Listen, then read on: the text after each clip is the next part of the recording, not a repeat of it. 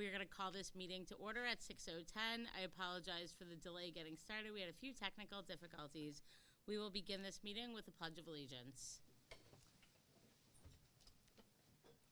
I pledge allegiance to the flag of the United States of America and to the republic for which it stands, one nation, under God, indivisible, with liberty and justice for all. All right, we are going to start out with report of board members. Do any board members have anything that they would like to report? I attended the Capstone Senior Projects. That was a great time, and we had a good time. We didn't even get through half of them. There were so many. I wasn't expecting to. I wasn't sure what to expect, but it was great. It is great. Yeah. That's awesome. Anyone else? I attended at the end of December, from our last meeting through now, I attended the CABE Legislative Committee Planning meeting, and CABE set their legislative priorities, and I was a part of that, and it was actually really, it was really great being a part of it because there were certain things that people in the group were saying weren't priorities, and I was able to chime in and say that why certain things are priorities, such as districts doing grow your own teacher recruitment and certification and stuff like that.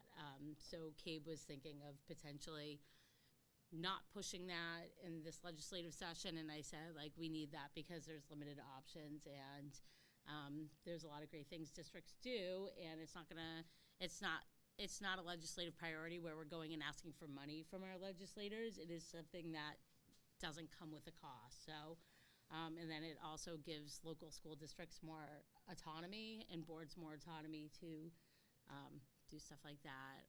So yeah, I attended that, and then I also I was on a working group for the state of Connecticut for the School Accountability Index and high school grading practices, and we had our final meeting last week, and we voted on the recommendations we are sending to our legislators. So it was great being a part of that and looking at how schools, what the accountability index is and how schools are rated, as well as looking at high school grading practices throughout the state. So that's all I have to report. Anyone else? All right, so we are going to turn it over to our student board reps to share their report. All right, so on December 13th, the Berlin Redcoats football team completed their season 13-0, winning the Class M state championship against Brookfield. This is the second championship in Berlin high school history. Eli Rice won the game with a punt return touchdown with 48 seconds on the clock, making the score 20-15. Coach Capodice won the Coach of the Year, and the team boasts 3 All-State players, quarterback Cody Puzio, D-line player Sean Granger, and O-line player Will Balicki. Congrats, Redcoats. On December 18th, Semester 1 Capstone seniors showcased their capstone projects. This exhibition is open to families, friends, and members of the community. Not only does this showcase all of their hard work over the past 5 months, but it ultimately demonstrates the skills of this year's graduating class. Yeah. All right. A fun tradition around the halls, Red Sea classes join together every Monday in December to decorate doors. Holiday-themed doors make Berlin High School a wonderful winter wonderland. The Berlin Foodies hosted their second annual cookie swap on December 19th. This sugary competition was the perfect way to branch into the holiday season. Thank you to those who participated. We can't wait to see what next year brings. And last but not least, from January 20th to January 23rd, students at BHS will complete their midterms and semester 1 finals for their full and half-year classes. This will round out quarter 2 as we enter semester 2 starting on January 26th.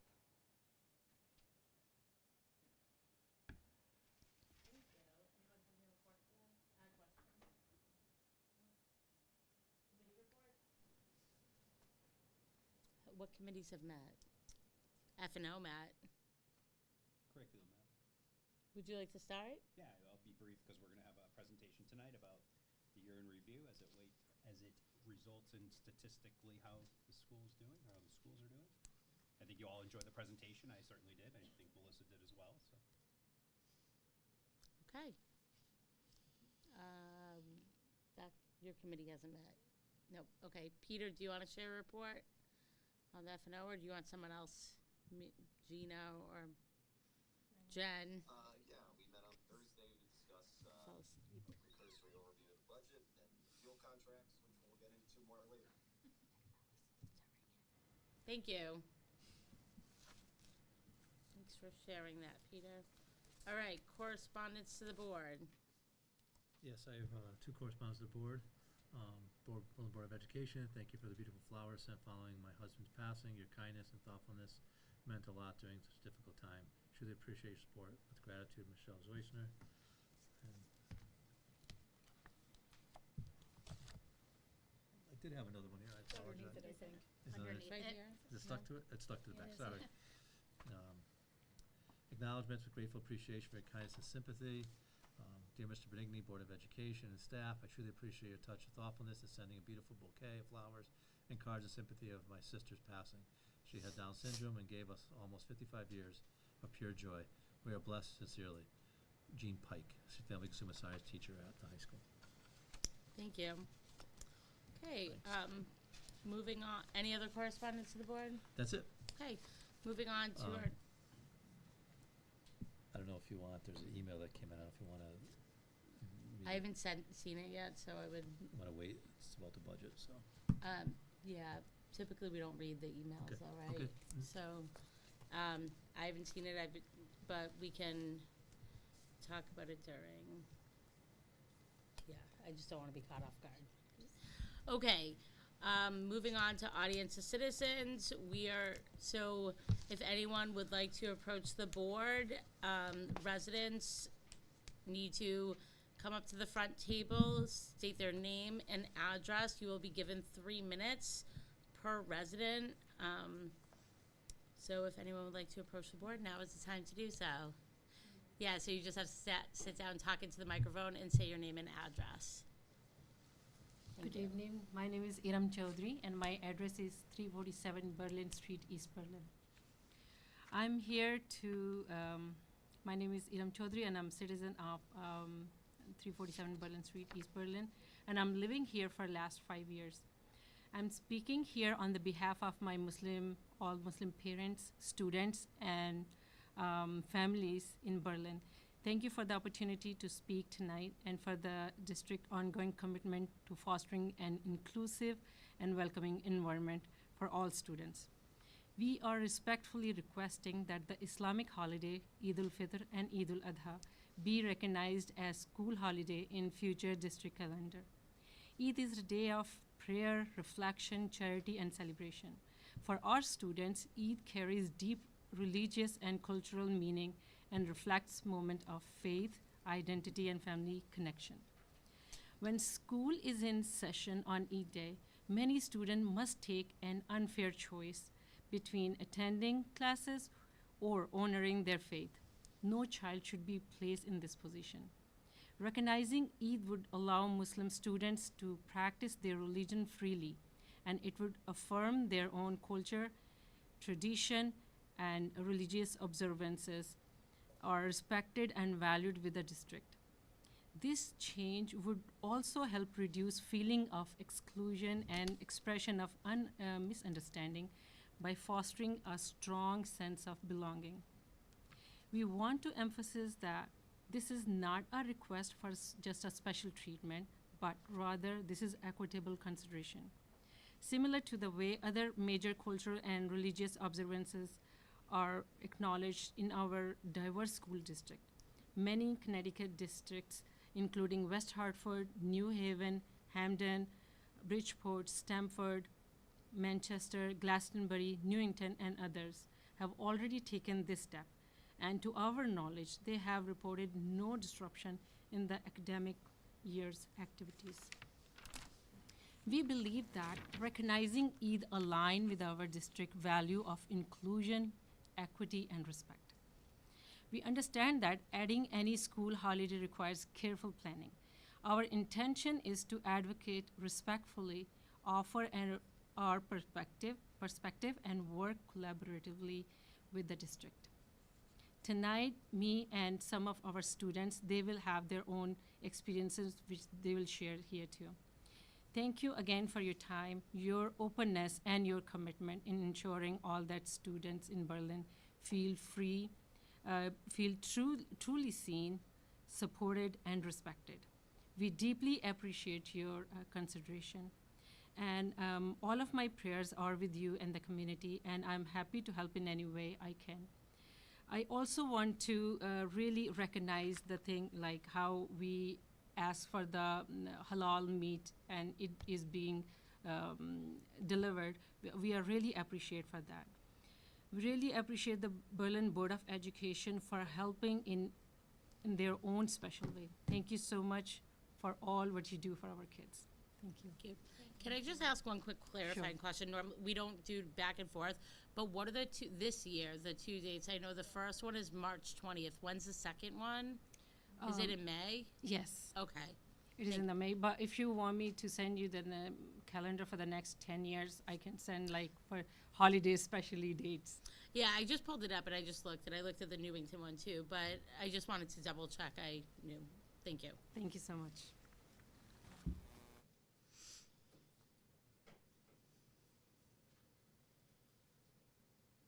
If anyone else would like to approach the board?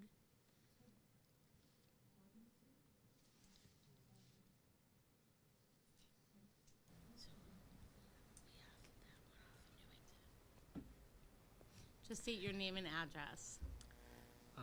Hello, I'm Adil Malik. I live at 117 Windy Knoll Drive, and currently I'm a senior at BHS. First of all, I want to thank you all for implementing halal school lunches. I know everybody I know loves it, and it's been extremely great, so I want to extend my gratitude for that. But moving on to the main topic of discussion, I wanted to talk about my own experiences growing up in the public school system and celebrating Eid. If you were to ask me about Eid, the first thing that would come to my mind is like probably the family, because every single Eid, me and my family, we would go all the way to New York to visit our extended family, my cousins, and it would be a great time. We would celebrate, and like I would even think about school, like, and then yeah, I would even think about school. It would be amazing time, spending time with my cousins, spending time with my uncles, aunts, especially getting money from them on the holiday. Yeah, but I know it, all the students know it, the teachers know it, and I'm sure all of you know it, that school can be stressful, and it's like, it's a part of it, with exams and homework and taking harder classes like APs and honors. School can be stressful, and like it's extremely stressful, and I feel like with the day off, it adds on to the stress because the students are going to be worried about what they're going to have to make up, even though they're having such a great time on the day of the holiday. But they're going to have to be worried about what exams they're going to have to make up, tests, homework, and if they missed anything important in their classes. And so it just adds on to the stress that school already has. And yeah, that's what I wanted to emphasize about my experience. Thank you. Thank you so much. Would anyone else like to approach the board?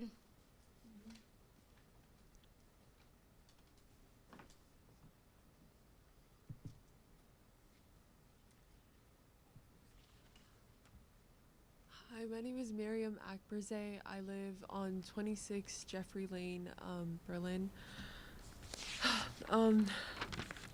I'm currently a senior at Berlin High School. I came into Berlin High School in 9th grade. I'd like to talk about my own experience with Eid and why I think it should be recognized as a school holiday. Eid is one of the most important holidays in Islam. It marks the end of Ramadan, which is a month of fasting and reflection. To Muslims, Eid is a holiday that's equivalent to Christmas or Easter. It's a day of prayer, family gatherings, charity, and celebration. But as a student, my experience with Eid has differed. Eid usually falls on a school day. That means waking up early for morning prayers, spending time with family, and then having to choose between participating in my holiday and spending time with others or showing up to school. When students miss school for Eid, we're marked absent and we're expected to catch up on tests, quizzes, and assignments as if nothing happened. We're celebrating something that's deeply meaningful to us, but we're also worrying about attendance, grades, and falling behind. And it sends the message, even if unintentionally, that our religious observances are less important. Berlin High School is a diverse community, and I've always felt welcomed, and we talk a lot about inclusion, equity, and respecting different cultures, and recognizing Eid as a holiday would be a great, real way to live up to those values. Other major religious holidays are already built into the school calendar, and I think Eid deserves the same respect. Also, recognizing Eid would also benefit the entire school community. I think attendance would be more consistent and teachers wouldn't have to manage different students' makeup work. And Muslim students could could celebrate without stress or guilt. It would show students that different identities and cultures and different holidays and religions that other students celebrate. As a senior who's spent 4 years at Berlin High School, I can honestly say that this small change would make a very big difference, and it would tell Muslim students, current and future, that they belong here fully. Thank you for taking the time to listen and for considering my request. Thank you so much. Would anyone else like to approach the board? Hello.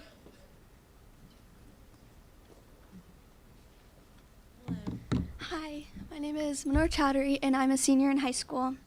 I live in 347 Berlin Street, East Berlin. Eid is something I look forward to each year because it's my two favorite holidays, and the one downside of the whole holiday is that the schoolwork I missed out on. Last year was my junior year of high school, and I remember there was this one essay that I was really stressing to finish. It was due 11:59, and I remember being in my big, very heavy outfit finishing it, and I feel as though I missed out on the point of the day.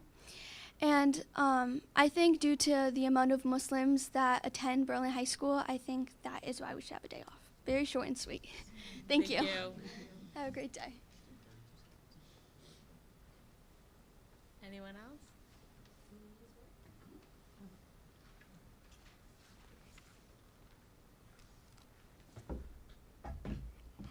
Hi, my name is Abida Imran and I live in Berlin. My address is 180 Winesap Road, Berlin. And one more thing, I'm working at McGee Middle School as a paraeducator. And I'm very thankful to you that you give us the opportunity to talk about the Eid. So the Eid that's come after the Ramadan, and Ramadan is the holy month. We are fasting and we are worshiping.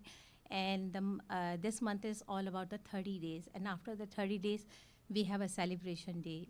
On Eid day, Eid is very important for us because all the Muslim community go for prayer, and after the prayer, we have a get-together. We celebrate Eid, we have a families, and we enjoy the food and share, and so lots of things. So the one more thing that we respect, I request you to give us the off day on that day, and as a paraeducator, I'm very thankful that you give me an off day, but I'm thinking about my kid. They miss the school. So many things they miss, and they are very worried about how they make the assignments and everything. So if you give us the excuse, I'm very respectful for you. And I'm very thankful that you are listening me carefully. And this is my son, and he is a senior student, so he represents by himself. My name is Ahmed Ali, and I'm a senior in EHS. And I'm very grateful for the opportunity that you give us to talk about this important topic. You're good. It's not you. As my mom said, it's really hard for us to miss out on school while we're doing Eid, and it just takes a lot of time from us and just gives a lot of stress. So we're not able to do all of our work and like balance that with like Eid. So if you would just give us an off day on a day, I think we'd be like really grateful for that. Thank you. Thank you so much. Thanks. Anyone else?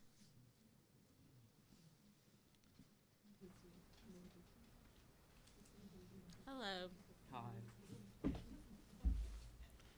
Hello everyone. My name's Yusuf Hashim and I live at 506 Fieldstone Crossing.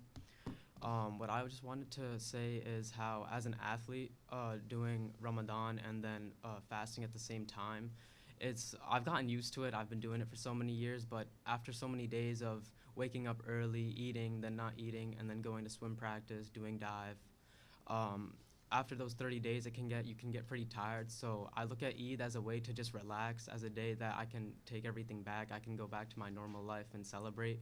But at the back of my mind, I always have my assignments. I always have my essays, and that really hinders like me from really like taking advantage of Eid and being like actually enjoying it, because in the middle of my prayer, I'll be thinking about, oh, I have this essay to do when I get home. This is due at 11:59.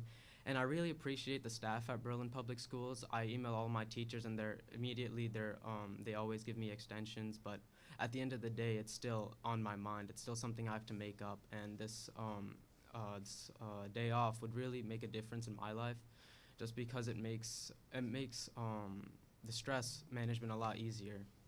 Thank you. Thank you.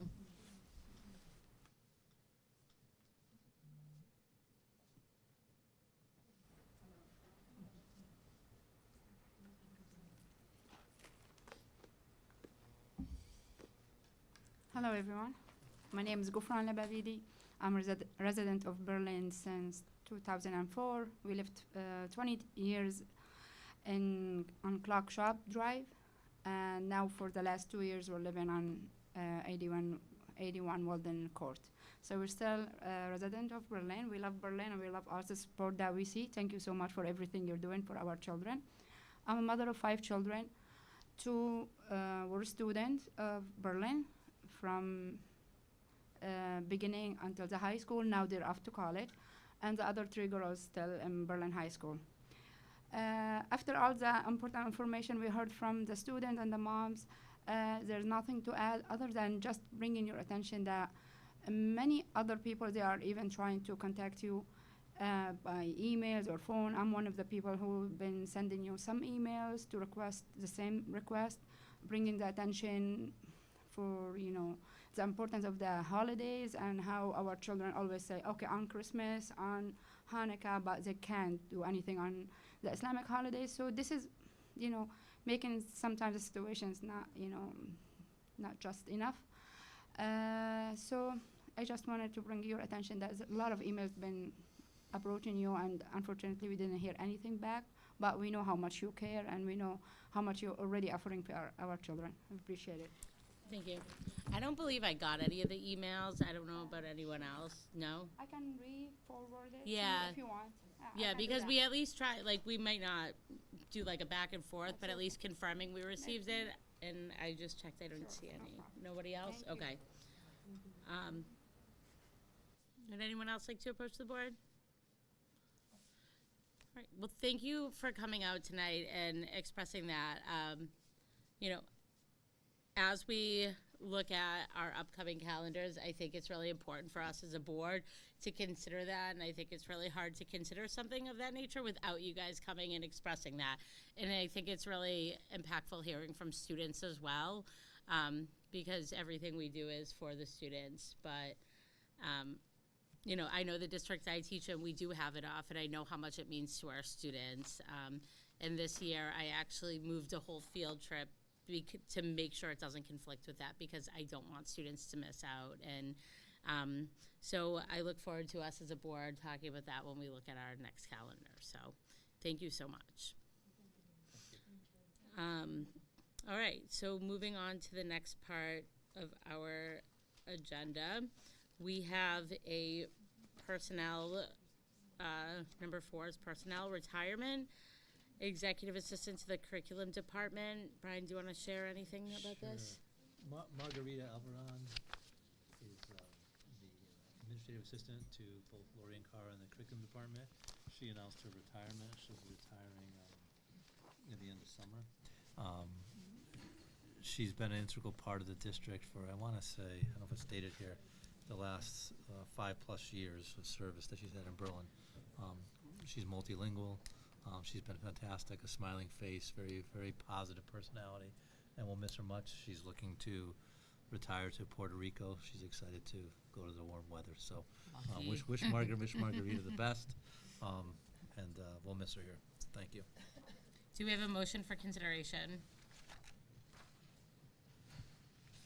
I'll move that the board accept the retirement of Margarita Alaverdian, Executive Assistant to the Curriculum Department, effective with the close of business on September 11th, 2026. Also to thank her for the 5 years and 8 months of service she will have provided to the Berlin Public Schools, and wish her good health and happiness in her retirement years. Do we have a second? I'll second. So motion by Gina, second by Jen. Any discussion? I'm missing Margarita when I come in, but I'm jealous she's retiring. Okay, any other discussion? Okay, we can move to a vote. All those in favor? Aye. Aye. Okay, opposed? Vote carries 9-0. Okay, moving on to our consent agenda. Do we have a motion for consideration? I'll move to approve the consent agenda as presented. Motion by Gina, do we have a second? I'll second. Second by Jen. Any discussion?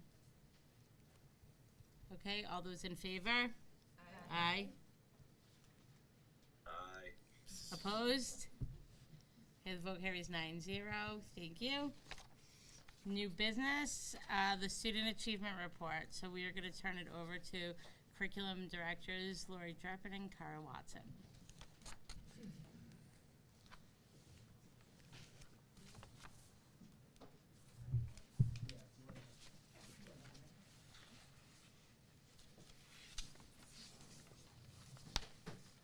So we're going to start with the student achievement report that, as mentioned in the agenda, all the secondary supervisors will be coming to talk about all the different pieces, so that you're going to hear a lot of information today, and if you have any questions, we're always available.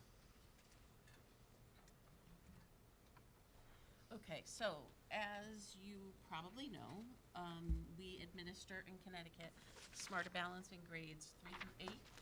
We administer the science testing in GSS in grades 5, 8, and 11, and SAT in grades 11. And the purpose of that is really just to monitor growth of students over time and to see if there's anything that we need to do to support either students' growth or to really look and extend what they're doing. I always think it's important, we always talk about that it's a snapshot in time, right? It's that one day. And so we have to take it, when we look at the data, we always look at it in conjunction with lots of other pieces of information. So Smarter Balance is a test that is taken online.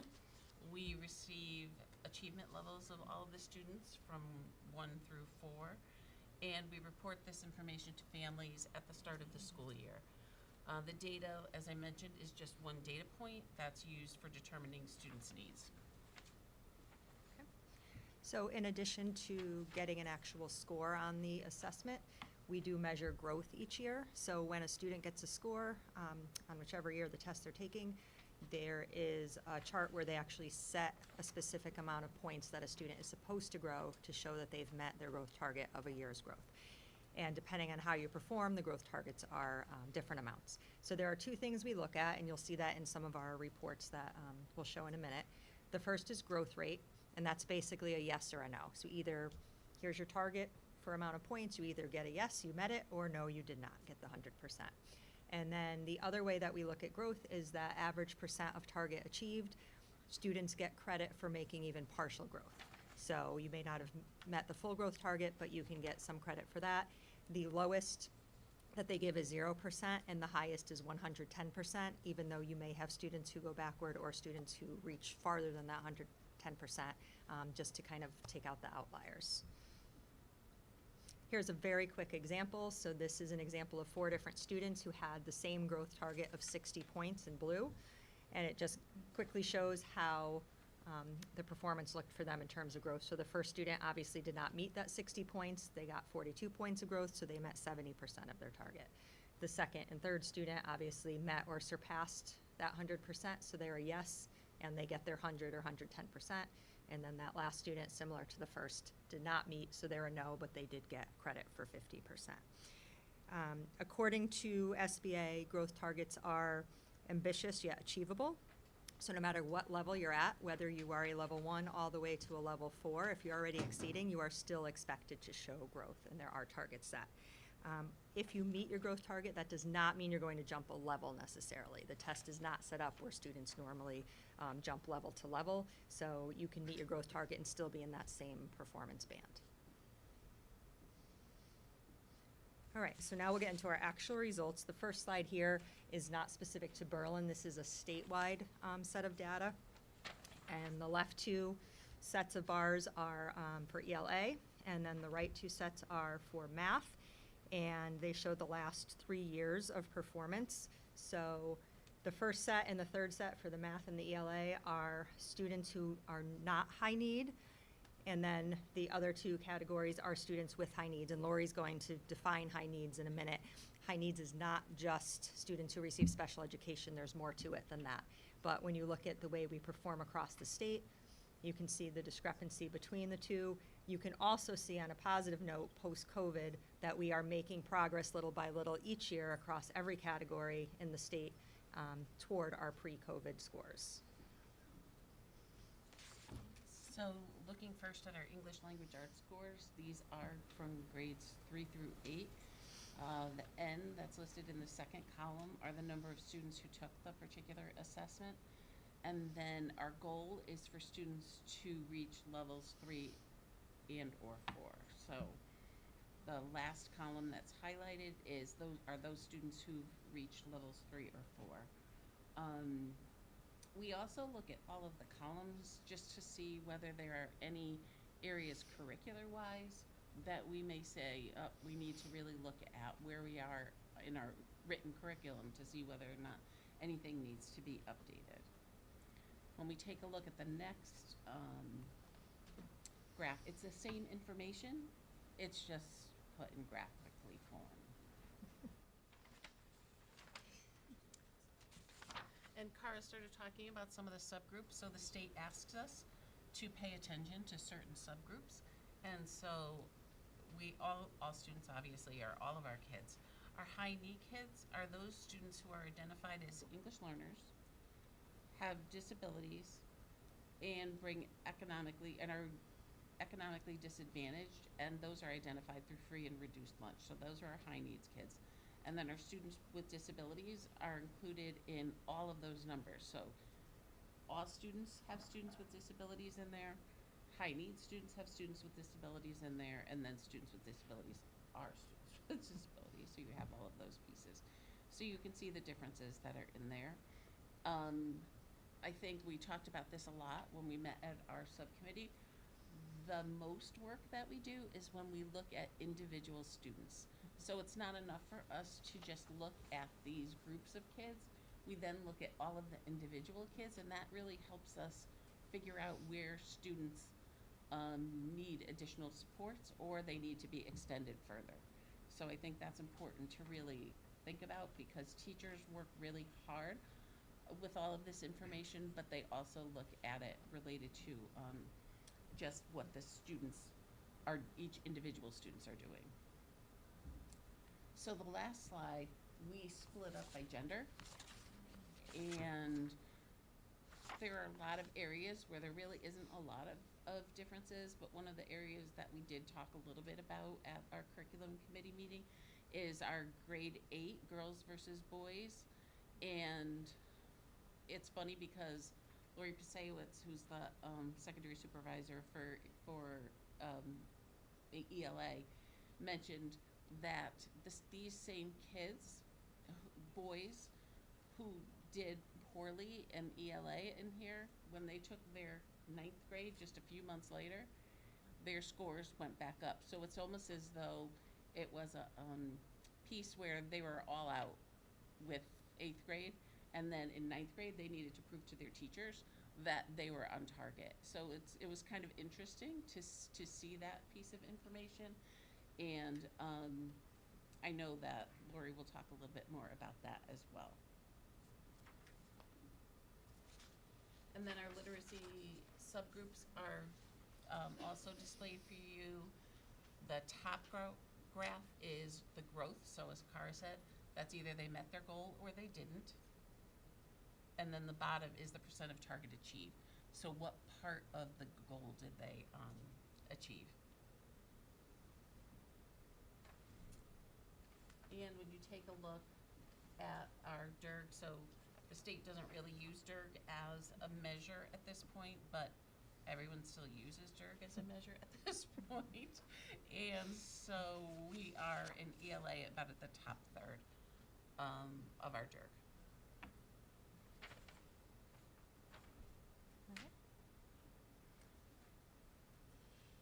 Yeah, we're good. Okay.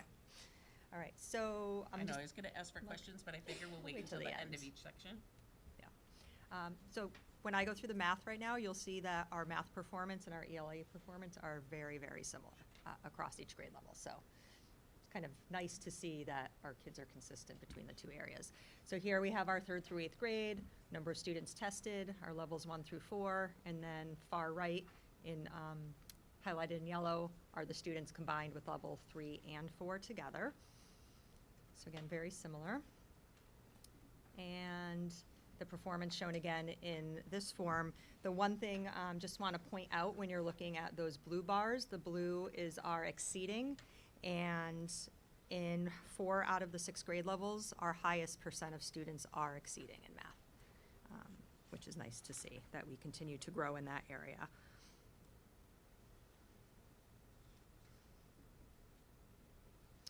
And as Lori mentioned, the subgroups, where we have all of our students, our high needs population, and students with disabilities broken out. And very similarly to what Lori talked about earlier, our 8th grade, we continue to look at our students with disabilities in particular. Again, the assessment is given within grade level, even though questions are differentiated and there's some adjustments, it's all within grade level. So we really look most closely at growth.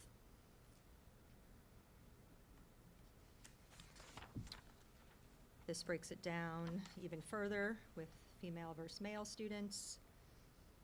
And we see, again, very similar ELA and math.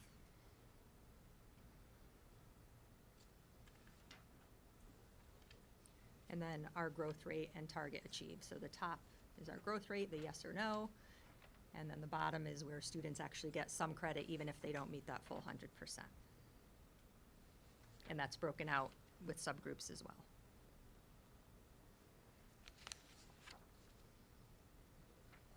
And also very similarly, math, we're in that top half. All right. And so we always look and see what is it that we need to continue to work on. So we've been very fortunate that we have professional learning for multiple departments. So when we talk about ELA at the middle school, we've been doing a lot of work with literacy consultants to really help us continue to grow. And that also includes some of the social studies. All of the social studies departments are actually pulling in some of the ELA work into their units as well. So that's something that's been very important. In math, we've also worked with some consultants to really help us determine where we need to focus, and that is at the elementary and middle school levels. And we also are doing a lot of things with building thinking classrooms, and teachers are going out for training, they're reading books, we have a lot going on related to that. We also, as you know, have our new reading program in grades K through 3, and so that's something that we're hoping will have an impact in our scores as we continue to move forward. And one of the things that we're very cognizant of is really looking at our curriculum and really revisiting throughout the year what needs to get changed and what needs to get updated, and then we provide summer curriculum writing time to be able to make that happen. And that also looks at not just by grade level, but we also look at it vertically. What does it look like from year to year? Also, in preparation for Smarter Balance testing, we do a number of things to support our students, starting in 3rd grade with our tech integration specialists. They support with test-taking tools and strategies, working through some sample types of problems, and our teachers in the classrooms give students, they call them IABs, they're interim assessments, so they're very small-scale versions of Smarter Balance type questions that they put out. You can give them in a formal setting, so it mirrors the test-taking setting where the kids get the same tools that they would get on Smarter Balance itself, but we also use problems instructionally. Sometimes we'll put some on the end of a unit assessment, and then teachers actually work together in teams with their math and literacy specialists, and they review the results. You can actually see results for those item by item, so we can actually impact instruction and look at where students might need some additional support or where we might extend.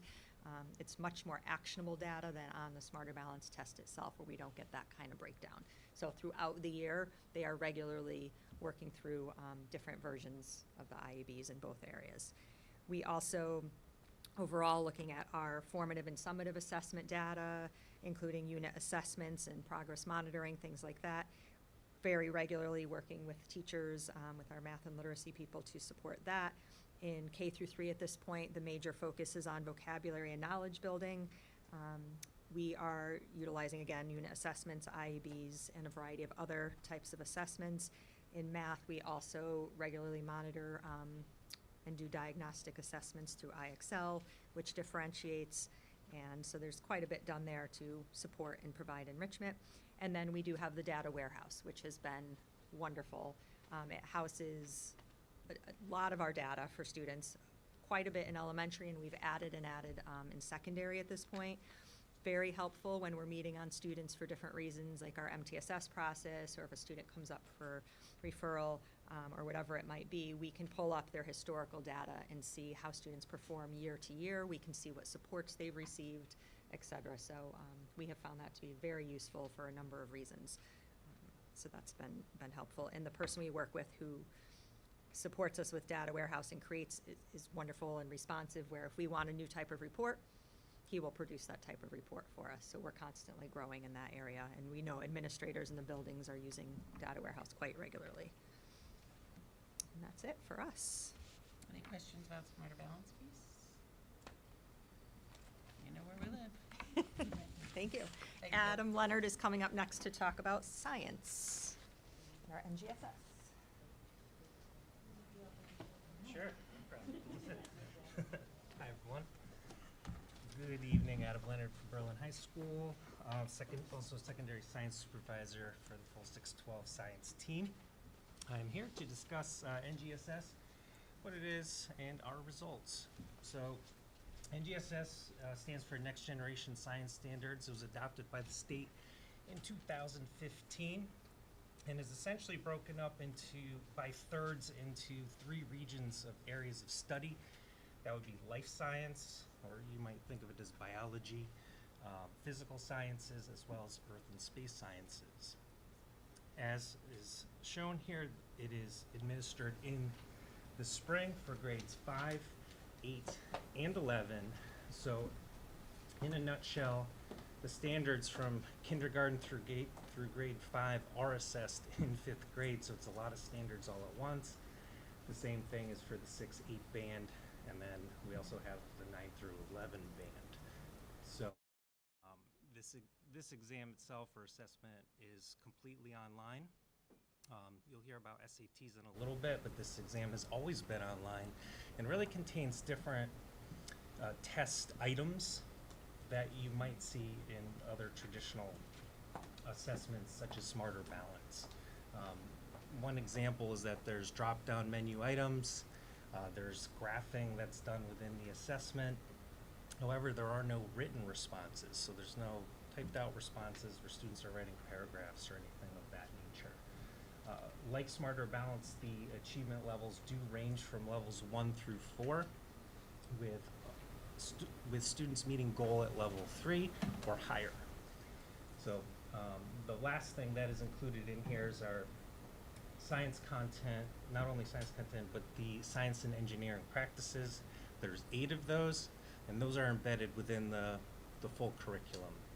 One example of those might be where students are asking questions. Another one might be where they design experiments and carry those out. Another might be where they develop models, but there's 8 in all. And that's really what they're looking at. Results typically come out towards the middle of September, and then reports are sent out to families by October. Here we are. So this is our Connecticut statewide data, like you saw with Smarter Balance. You notice the slight upward trend that is going across all levels. So the 2 on the left are the grade 5, or the grade 5 assessment. The 2 in the middle are the grade 8, and then the 2 on the right are the grade 11. Again, you notice those upward trends in all areas. For grades 5, 8, and 11, if you're looking at this closely, you'll notice that the average for students with high needs is sitting right around 30%. I'll reference that in another 3 slides or so. So just so we can have some comparison to how our students are doing in those levels.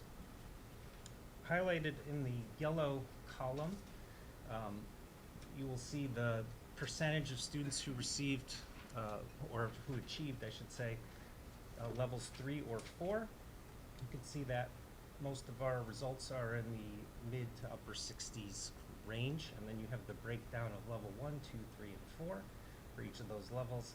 And then the end column, closer to the left-hand side, is the total number of students who took that assessment in that particular grade.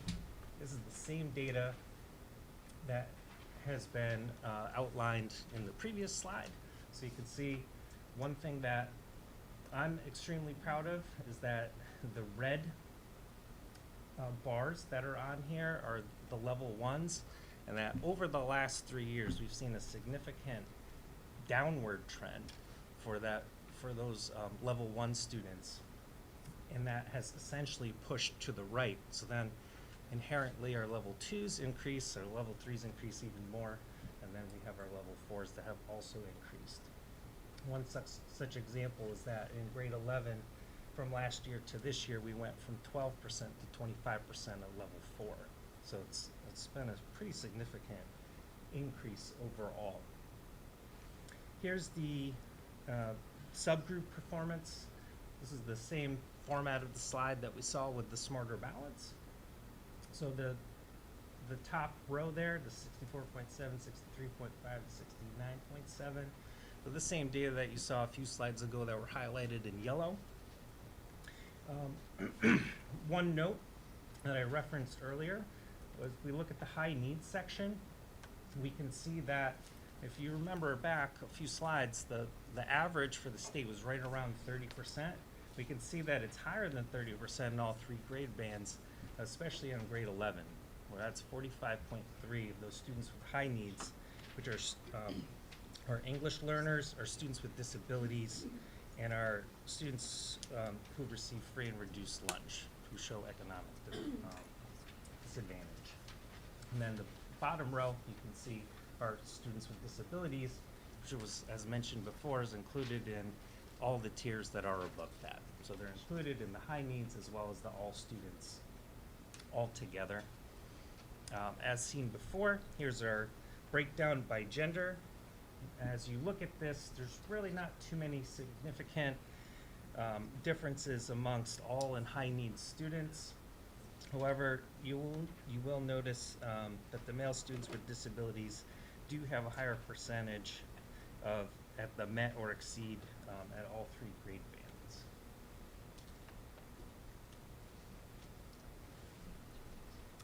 This slide here shows our aggregate, or I should say properly our average, between grades 5, 8, and 11. You can see that we're in the top 30% of all the DERGs. So out of the 24, you can see where we are sitting there.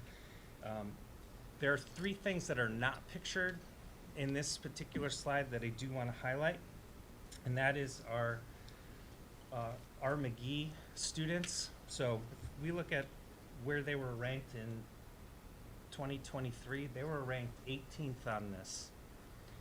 And last year, or I'm sorry, 2 years ago in 2024, they were ranked 9th. And then this past year, again, there's not a slide for this, they're ranked 5th in the DERG. So they've shown excellent progress, especially over the last 3 years. Another thing that is not highlighted here is that our current seniors, that's a couple over here,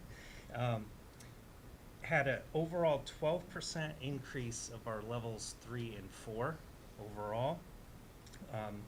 And that is going from the same test that they took when they were 8th graders to when they were juniors. So in the same cohort, now we're comparing apples to apples, they've had a 12% increase in that 3-year span. So that's excellent.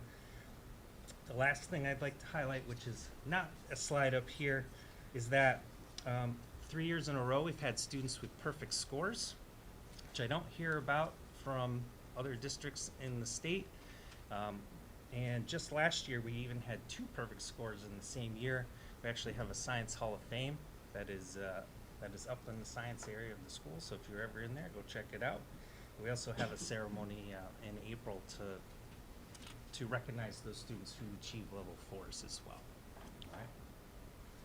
As far as our ongoing work and next steps, you can see it's divided up into 3 different categories. We have our professional learning opportunities. We have one of the things that was mentioned before was IABs, or interim assessments. These are constantly being added, and then when they retire them, they call them being sunsetted. That is the word that we talked about last week.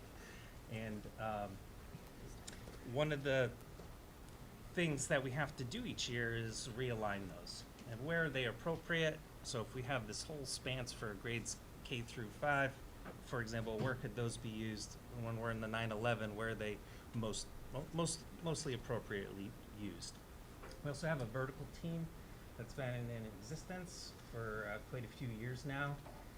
We meet 4 times a year. This year our focus is on science skills progression. So we're looking at a continuum, grades 6 through 12 essentially, of what are the science skills that students should have at each level as they progress through, generally speaking, within their courses.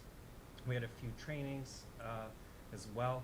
Grade 7 received the Gizmos training last year. IXL training for grade 8 science teachers was this year. Gizmos is a program that mirrors NGSS.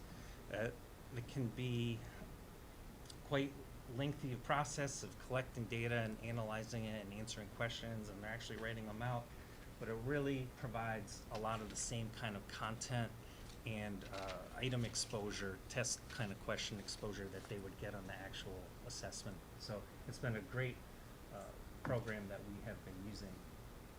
As we heard earlier, we also do summer curriculum adjustments that are needed based upon our own students, and as curriculum tends to inherently change, just with new information in science as well. One thing that's relatively new this year is integration of artificial intelligence.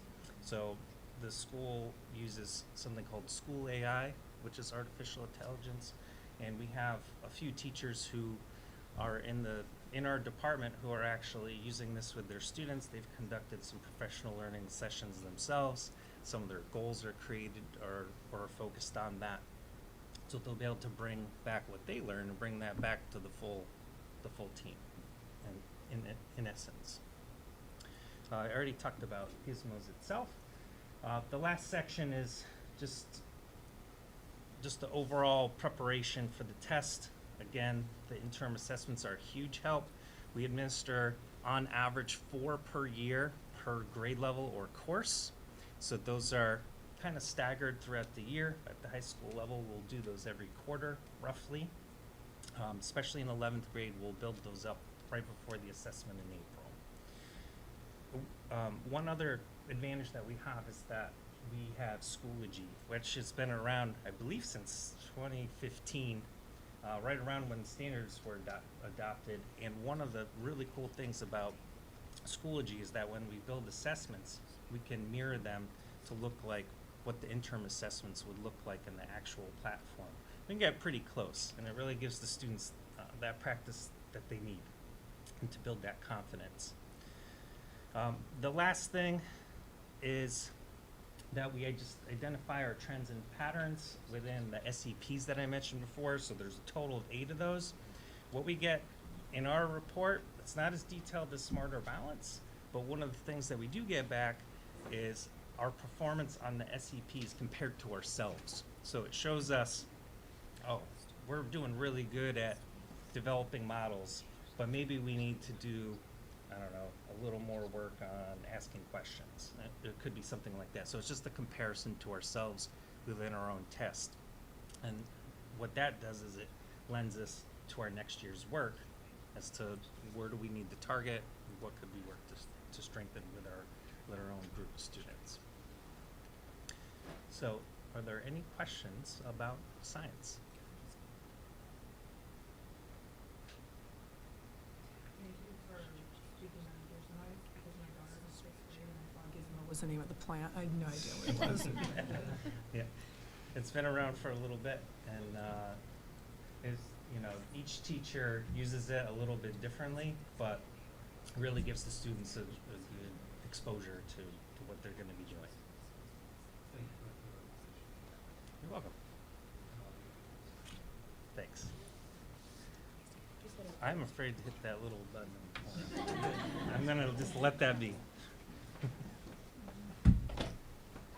All right.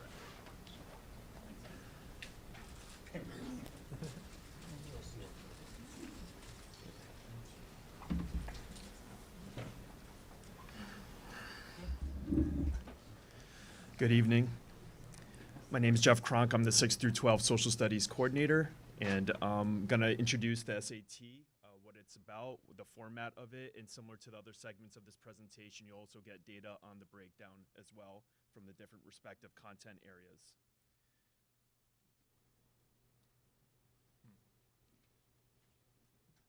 There we go. It's administered by the College Board. There's a dedicated day statewide in the spring.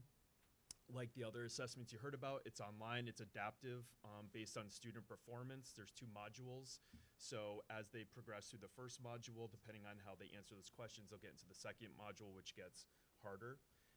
It is for grade 11. It breaks it down into 2 different sections, ELA and mathematics, the same achievement levels that you saw in the previous assessment that were referenced in the earlier part of the presentation. And there's a lot of overlap between content areas. So on the reading part, for instance, you see a lot of science, social studies, math even, like there could be all different types of passages from the different content areas. It's all multiple choice questions. So 2 modules, 32 minutes, 27 questions each. Again, it's adaptive, depending on how students are answering and the level of challenge they'll get. And you could just see, this is a little snapshot of the different types of passages. I mean, on one sample test, I saw soybeans as a question. Next one was like a passage from John Locke, like a philosopher from 1700. So there's like shifting gears all the time with the questions. So everything from science, poetry, all the way down to visual data with charts and graphs. These are question stems that you'll see on the SATs. So there could be a multiple choice question on completing a sentence based on the reading of the passage. There could be reading content questions, again, from various areas that I mentioned before. Standard conventional questions for English, like, why did the author do this? Or what did the author mean by the use of this kind of word in the question? There's transition questions and also rhetorical synthesis. Good evening. I'm Ross Hansen. I'm the 6th through 12 math supervisor. So for the second year, our students have taken a new digital adaptive SAT. The content of the math portion of the digital SAT is similar to the old SAT with slight tweaks to where the emphasis is placed. The 4 main content areas are algebra, advanced math, problem solving and data analysis, and geometry and trigonometry. Students are now able to use a calculator for the entire test. This is a change. Last test was half calculator, half not. They can bring their own or use the embedded Desmos calculator, which is very good. 3/4 of the questions are multiple choice and 1/4 of the questions are student-produced responses. Scoring for this SAT is the same as the previous SAT. Scores range from 200 to 800 with 10-point intervals. The math test is now 70 minutes long compared to 80 minutes before, and the difficulty level of the second section is determined by a student's performance on the first section of the test. Yeah, shorter, get a calculator, absolutely. Here's Connecticut's statewide SAT data. In this graph, each color corresponds to a different year. Blue was 3 years ago, red 2 years ago, and green was last year. There are two things I'd like to highlight here. One is that there is a statewide achievement gap between English and math. The second is the achievement gap between regular education students and students with high needs. Both of these achievement gaps are national trends in addition to state trends. Sadly, you will see that Berlin is not immune to these trends. Now I'd like to welcome Lori Pasewicz, our 6 through 12 English supervisor.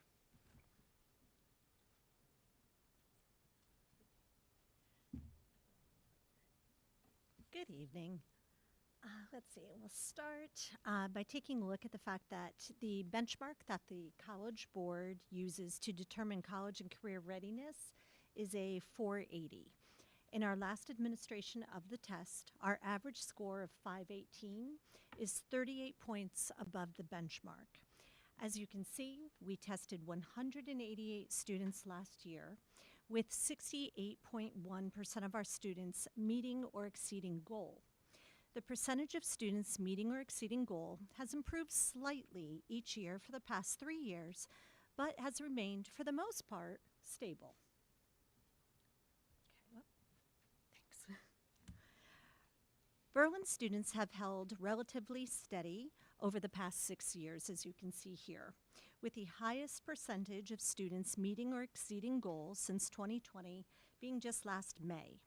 Moreover, 68.1% of Berlin students are meeting or exceeding goal, as opposed to the state average of just 58%.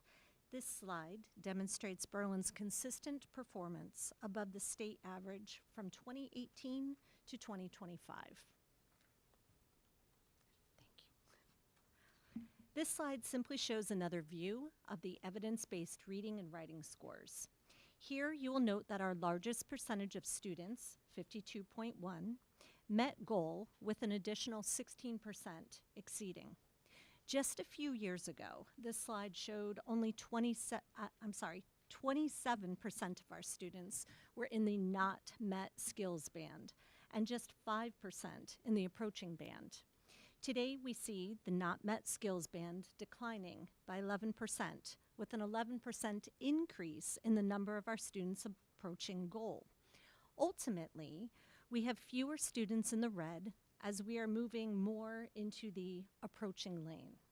This is the very same pattern that Mr. Leonard just spoke about with the NGSS testing.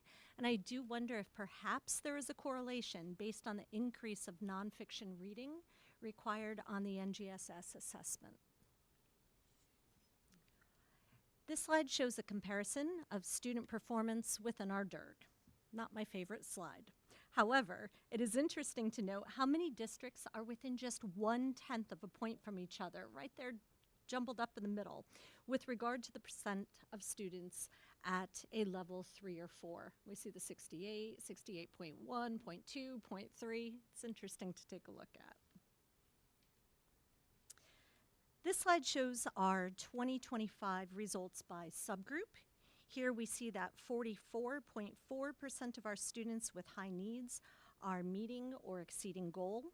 12.5% of our students with disabilities are meeting or exceeding goal, which is up from just 5.6% in 2023.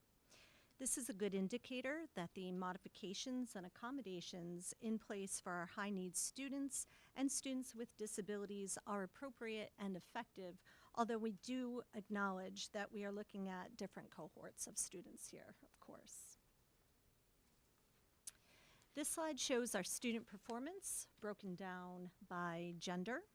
Our overall performance of males and females is quite similar, but there's more disparity between our high needs students and students with disabilities as seen on this slide. It's very important to note that we are looking at a very small population of female students with unique disabilities here. The ongoing work in the English department consists of a year-long process designed to help students prepare. This work includes baseline, mid-year, and spring practice assessments given in all grades 9 through 11 English classes. Data analysis of student performance is used to then target skills and inform instruction. Our daily word problems are a standard component of all 9 through 11th grade core classes for practice. They're taken from actual SAT tests, which you'll see in the appendix of this presentation, with answers as well, just in case. Students self-correct, assess their own needs, and create a personalized bank of tips and tricks for success. Additionally, we have 3 sections of a brand new English resource intervention course designed to assist struggling learners through diagnostic and targeted instruction. Additionally, we are planning for targeted instruction for students with disabilities through our special education liaisons. Finally, what's not pictured here is that our fall PSAT scores are often a strong indicator of success on the March SAT performance. We consistently look at the performance of our students in grades 9 through 11 on the PSAT in order to prepare our students for the SAT.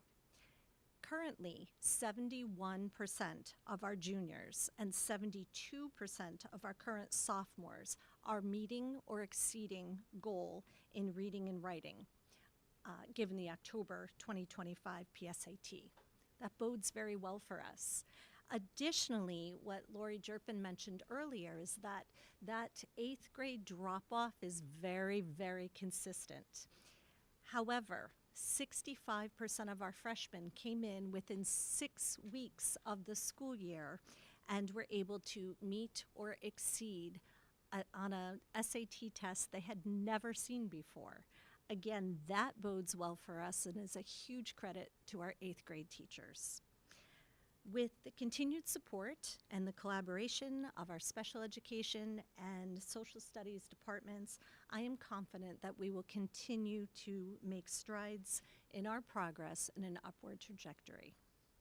Thank you. And to build off what Mrs. Basewicz was just saying, in social studies, very similar practices are in place, continue to be in place.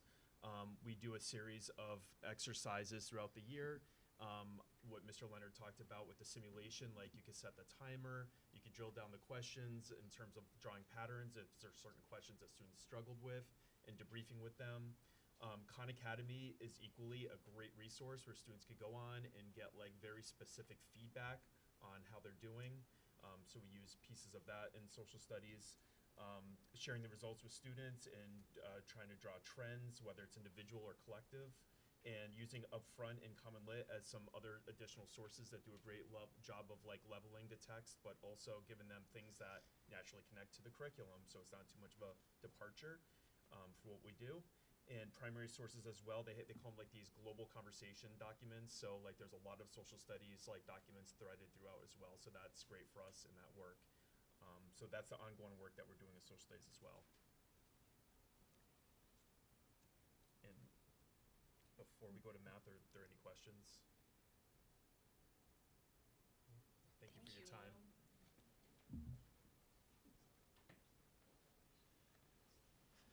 Hi again.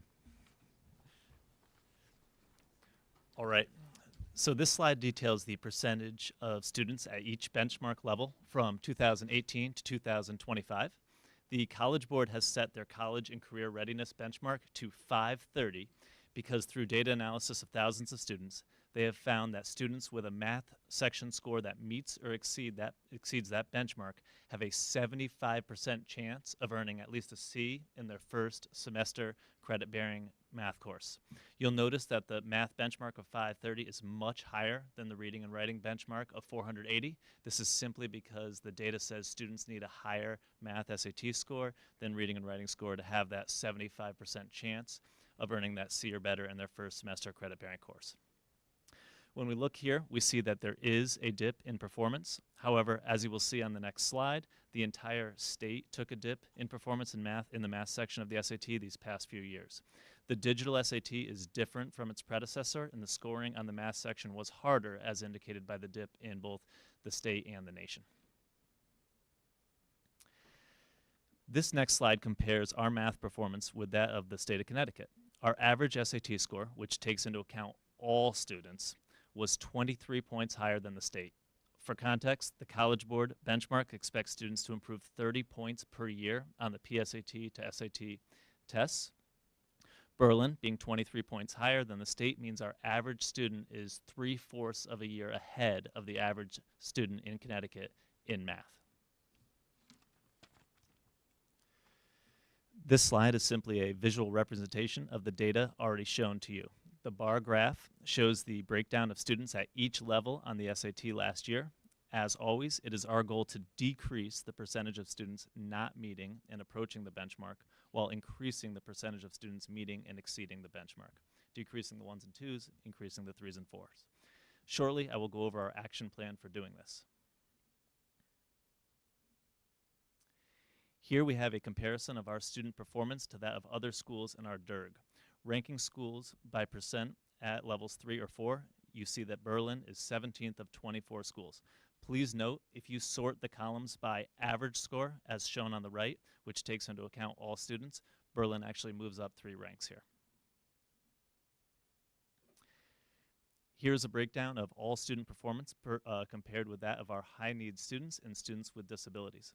Mirroring what you saw with the state of Connecticut in an earlier slide, there is a gap in performance. Our high-needs students and students with disabilities are trailing our regular education students.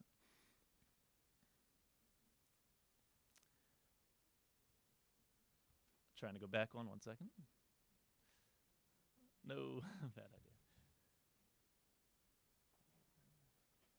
Sorry about that. This looks like budget.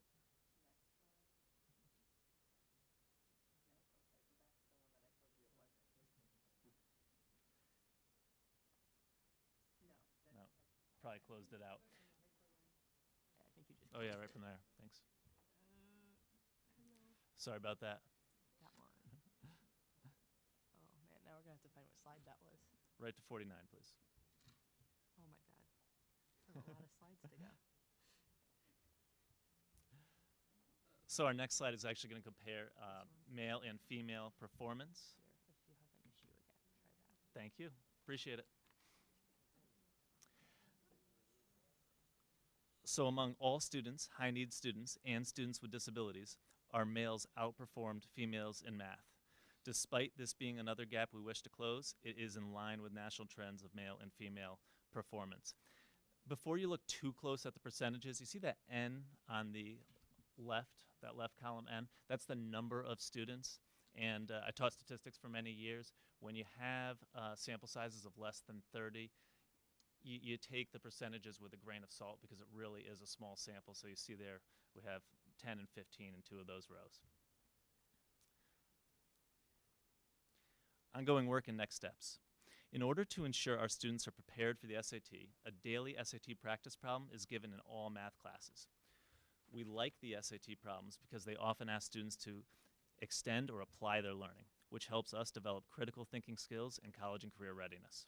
Additionally, all juniors are given a mock SAT after semester 1 ends. We want to ensure that our students are exposed to a test-like environment before it is time for the real thing. After students take this mock SAT, students are immediately given their scores. We then ask students to work with their teachers and peers to redo the problems they answered incorrectly and write in words their new learning. We believe that you do not truly understand something until you can explain it to someone else. For our freshmen and sophomores, we have broken down the released digital SAT tests into mini tests by course. We are now giving these tests in all courses leading up to junior year to provide students with content area specific SAT practice. So that way they're getting practice that aligns with the curriculum they're being delivered. Additionally, as a math department, we analyze student performance after each PSAT administration. Finally, students are provided with extra individualized practice through both Khan Academy and IXL. Before I close, I want to mention that Lori talked about the PSAT scores of our juniors. Our PSAT scores this year for our juniors in math were also good. It was a big improvement over this past year. We had 37% of students at or above benchmark on the PSAT. This bodes well for the future. Any questions? Thank you so much. Now we have Liz Atwood coming up, our school counseling head.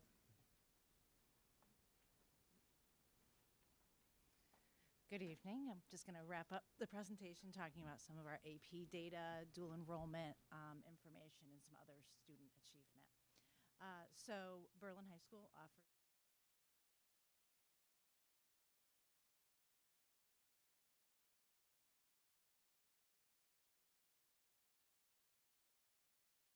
learn some areas of, interest for them, but also it gives them the opportunity to earn college credit. It gets them ready for college classes. It stands out on their transcripts to colleges they're applying to.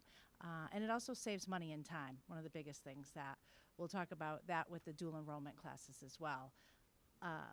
The high school offers a good variety and a good number of AP classes, as you see there. We've had 19 classes the last few years offered. We're adding AP seminar next year, so we'll have 20 AP classes as well. And again, you see just the variety and the number that we have there. For the students, when they take their AP exam, they can have a score of 1 through 5. When they have a score of 3 or higher, it's showing that they have college and career readiness. And most colleges in Connecticut accept AP credit. Colleges outside of Connecticut also accept it. It depends on the courses and where the students are looking to apply the credits. But I have here, for example, UConn generally awards credit for scores of 4 or 5. Again, it depends on what courses they are trying to get credit for. And Central, Eastern, Western, and Southern award credit for scores of 3 or higher.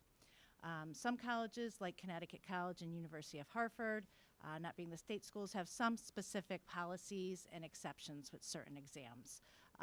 But certainly it gives the students great opportunity to take those high school credits and put them toward college credits, again, sort of saving them money and time. I've had students before, go with almost a semester or 2 semesters worth of college credits.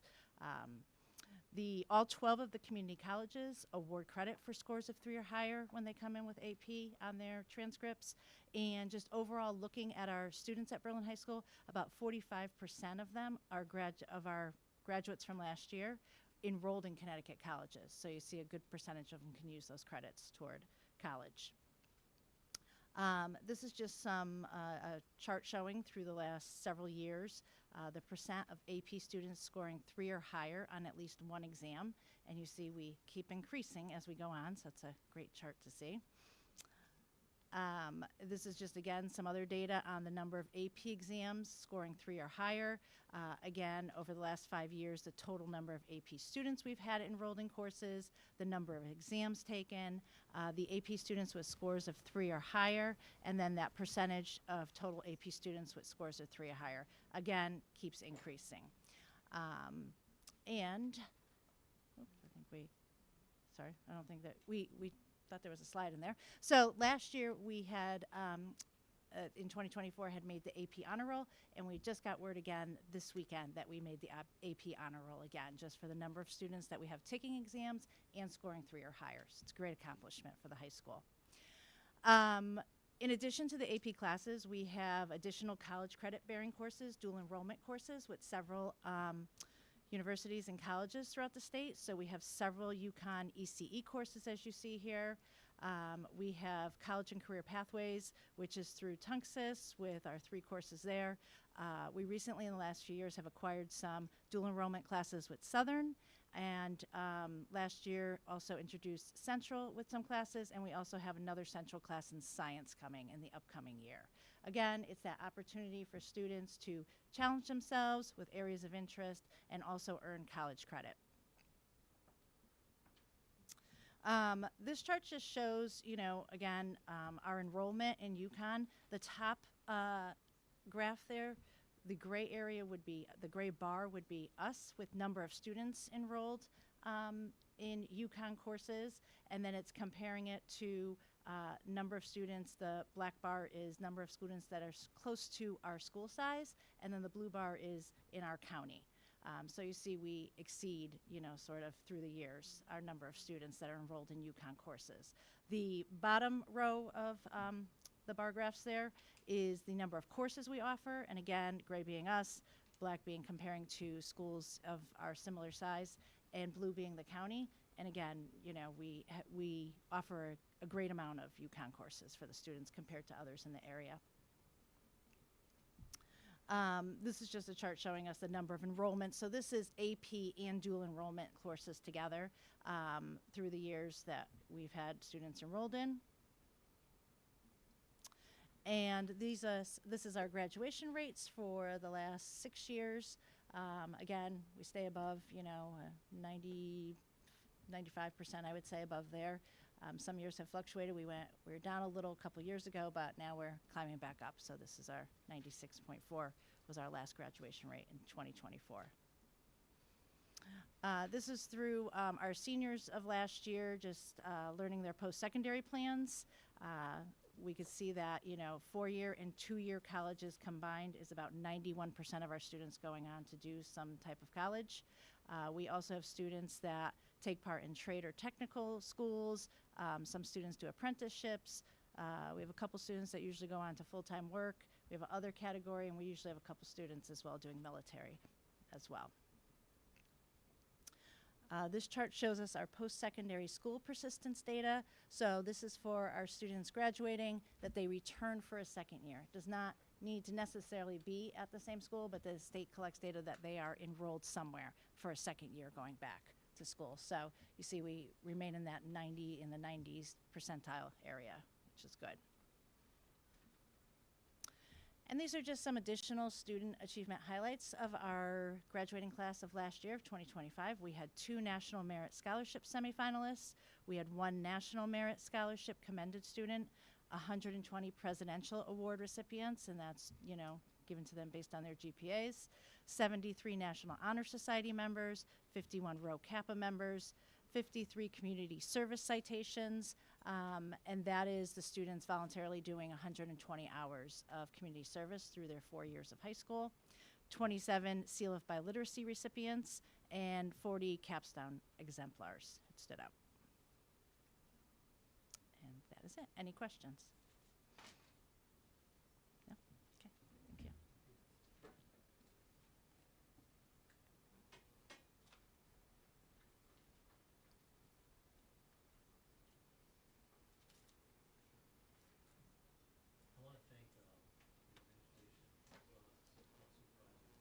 Put in daily, but the very thorough report that you've presented. Obviously, there's areas to work on, but there's much growth that's being shown. And I think the focus of having 612 supervisors that are experts in the content area is only strengthening. That's a new model that we have here in Berlin over the last few years, where many of them were department heads just at the high school, but now working 612, the articulation of instruction and curriculum it has definitely strengthened the program.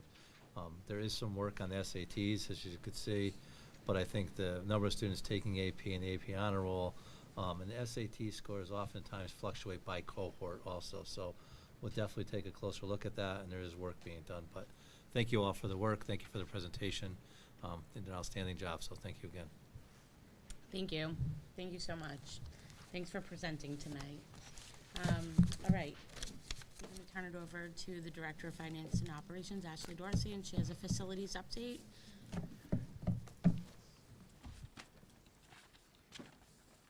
Just go through my stack.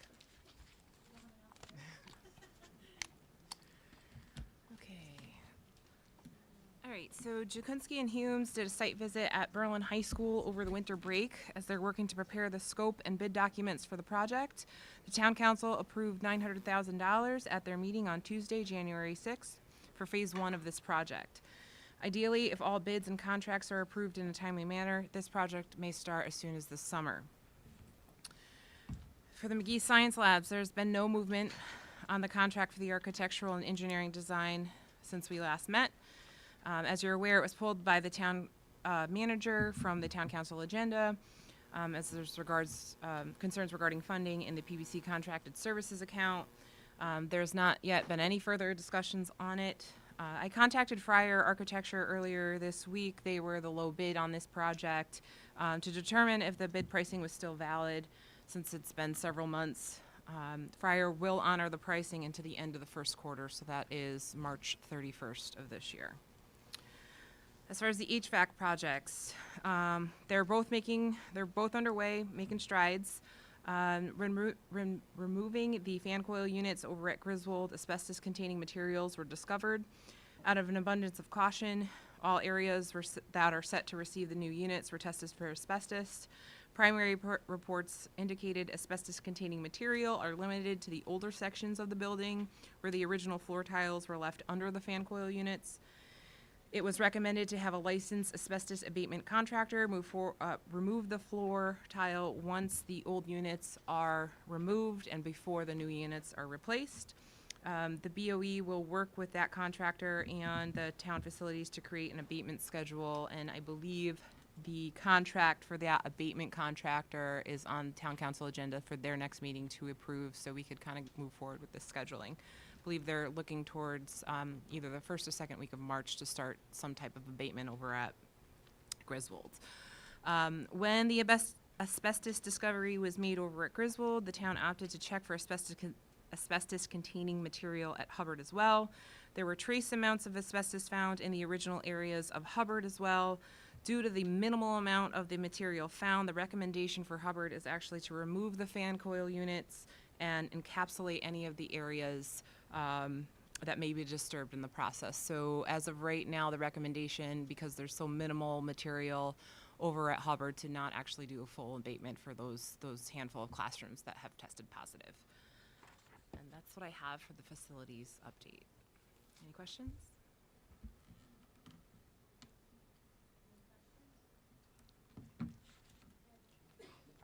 We're moving on to the fuel contract for the 26-27 year. Do you want to add anything on that before, or Brian, either one of you? I don't know whose thing this is. This is Ashley's thing, but Yeah, just just before with she that. starts, I think the price that she locked in is fantastic. I think we Yeah. locked in at a perfect time, so go ahead, Ashley, please share. So we need to establish our price per gallon for both our diesel and gasoline for our student transportation vehicles and our buses. So we have a contract for gasoline that goes into effect on January 1st of 26 and runs through June 30th of 27. Locked-in price for regular unleaded gasoline is $2.01. And then effective September 1st of 26 through August 31st of 27, the price per gallon for ultra-low sulfur diesel is $2.43. So we begin our negotiation for fuel around September, and we monitor it for several weeks. Fuel fluctuates daily, and we kind of look for a time where the fluctuations stop. And we are utilizing state contractor East River Energy. They are out of Guilford. It's the same contractor that the town also utilizes for their fuel. We purchase fuel on behalf of NBT for the exclusive use of Berlin Public School vehicles. So we were able to lock in a price back in December, so this is just authorization to move forward with these contracts. Thank you for that. Yep. Do we have a motion for consideration? I move to authorize the Director of Finance and Operations to sign the fuel contract for 2026 to 2027 school year for the cost of $2.0128 per gallon of gasoline, effective 7/1/2026, and $2.4389 per gallon of diesel, effective 9/1/2026, for the exclusive use of Berlin Public Schools buses and student transportation vehicles. We have a motion by Jen. Do we have a second? I'll Second by Brian. Any discussion? Okay, we can move to a vote. All those in favor? Aye. Aye. Opposed? All right, the vote carries 9-0. Thank you, guys. Before we move on to the superintendent proposed budget presentation, if you two would like to leave, it's gonna be long, so you do not have to stay any longer, but if you want to, you're more than welcome to. I just, please don't feel like you have to say that. Like, all right, so we are gonna move on to the superintendent's proposed budget. The superintendent will present last in the BOE overall review. So we are gonna start out with the elementary principals' budget presentations. Yeah. Before they begin, I just think it's important to note that when we met back in September as a group, there was directives that were given to all the principals. One is there was no new staff that were in the budget, so the principal did not recommend any new staff. Also, we held supplies at 0, so there's no supply request. So what you're gonna hear tonight, and typically, yes, I know people in the back looking saying, why are they going first? Because I think that in this budget, what's being presented is not as it has in the past, where people presented whatever they wanted. We know, based on the budgets that we're receiving, to go forward and to put out a number that is never seen, and then to look back, it's really a message of futility, and that was the discussion. We're gonna go and plan all this out, ask for all these things, and then come back and say, well, we had a cut.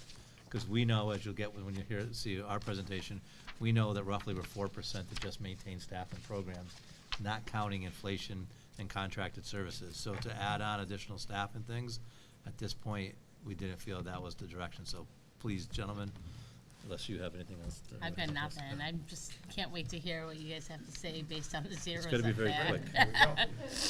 Good evening, everyone. Thank you for your patience and attention. As you can see, this is a pretty meaty slide right here. So in concerted effort, so that you hear all three of our voices on this slide, I'm going to turn it over to Mr. Shiverini. Thank you very much. For operational budget requests across the elementary schools, we have a 0% request for increase for the 26-27 year for instructional materials, texts, consumables, and supplies. And between the 3 schools, there are 0 staffing requests for next year. Any questions?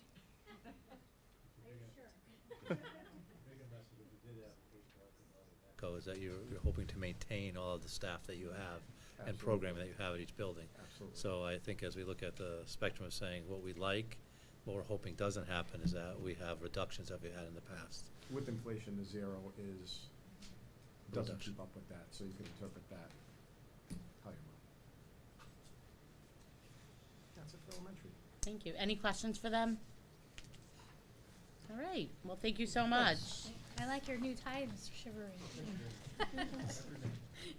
All right. Mr. Sullivan. Mr. Sullivan. And then Mrs. Amenta. It's Both- just both- middle school. Yeah. He has his own slide. You both can come up though, because you're You can going right both come after. up if You're you going right want. after, so it's fine. Unless you guys want the table to yourself. No, that's okay. Okay. They share nicely. Okay, okay, good. Yeah, so as mentioned, the McGee budget philosophy is to try our best to maintain and move forward. We were impacted last year, but we are gaining some traction with the staff that we have, so we'd love to keep that momentum.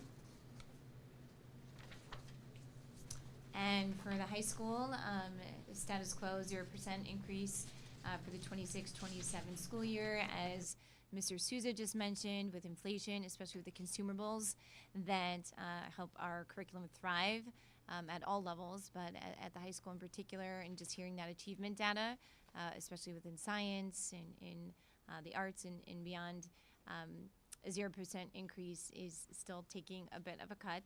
All departments will remain flat for next year. As mentioned, the challenge there is the inflation, and then we have 0 positions requested, hoping to maintain all current staffing. Any questions?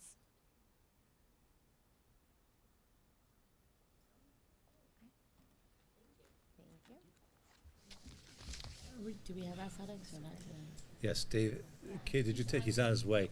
So Dave, skip ju- that yeah, and we'll just- come back to it? Yeah, perfect. Yeah, just to know, Dave Langio was at the girls' basketball game. There was an athlete that was gonna score her 1,000th point, so he wanted to be there. And Brooke Walker scored, she scored her 1,000th sure point she did. tonight as a high Alright. school athlete, and that's a big deal, so Dave wanted to be Huge there present. deal. So, he's on his way. But you have Lori and Cara here, so you're all set. All right, so Lori and Cara.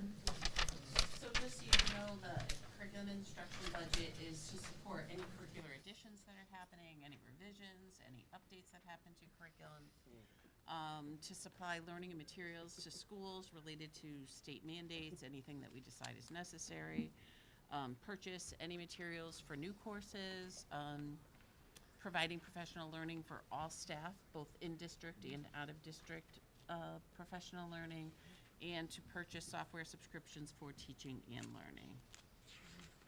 And so instructional supplies, that includes ESOL supplies, classroom support materials, summer reading supplies, books, the tuition for our CNA course that is done through Connecticut State. It's one semester planned for next year. And other certified salaries are those that we use for curriculum writing, and then teachers often provide professional learning for other staff, so we include that as well. ESOL population in Berlin, it is growing rapidly. It is It's over probably 120 it's right probably as high as it's ever been. I was in another district in our DIRG for a visit with Superintendent's Network, and they have ELL teachers at each building, and I think they had a staff of over 9. We have one teacher In the and whole tutors in the district. In the district. In the whole district. So it It's it crazy. doesn't mean that that's the only model. We're very fortunate to have that one teacher. She's exceptional. And we're fortunate to have the tutors that she trains and works with. But our numbers are increasing rapidly. At one point, we're around 70. We're over 120 of ESOL students. When he So- shared that information, I said, hold on a minute. Yeah, I had a text Lori that day when I heard, but so, please, I didn't mean to interrupt, but I thought it was No, that's important to note okay. that. That's important. The next 3 areas, we actually did propose a slight decrease in budget. Teaching learning software encompasses quite a bit across district. All of our instructional software, pre-K to 12, and then some of our school library software as well. Year to year, this can be a little bit different because we do our best when possible to take on multi-year subscriptions because we are able to get a significant discount in some cases. When that happens, sometimes we're paying all up front, sometimes it's split over the 3 years where you might pay half the first year and then 25%, 25%. So it's a little bit different, and we're getting near the end of some of our subscriptions. In-district PD, as you know, I mean, Brian's talked about this many times, we do bring in high-quality people to consult with us. We have Kath Serino from Pell working with us on our HQI. We've been working with Steve Rothenberg at the high school with our Pathways work, and Heidi Hayes-Jacobs has worked across district. We continue to partner with her, literacy and math PD, et cetera. Out of district, we also do try to support sending people to appropriate conferences to bring back new learning. Our teacher leaders, our administrators, department-based work, particularly like our music, PE, art, where there's obviously a small number of people in district doing those roles, so we try to bring them out so they can meet and work with other colleagues.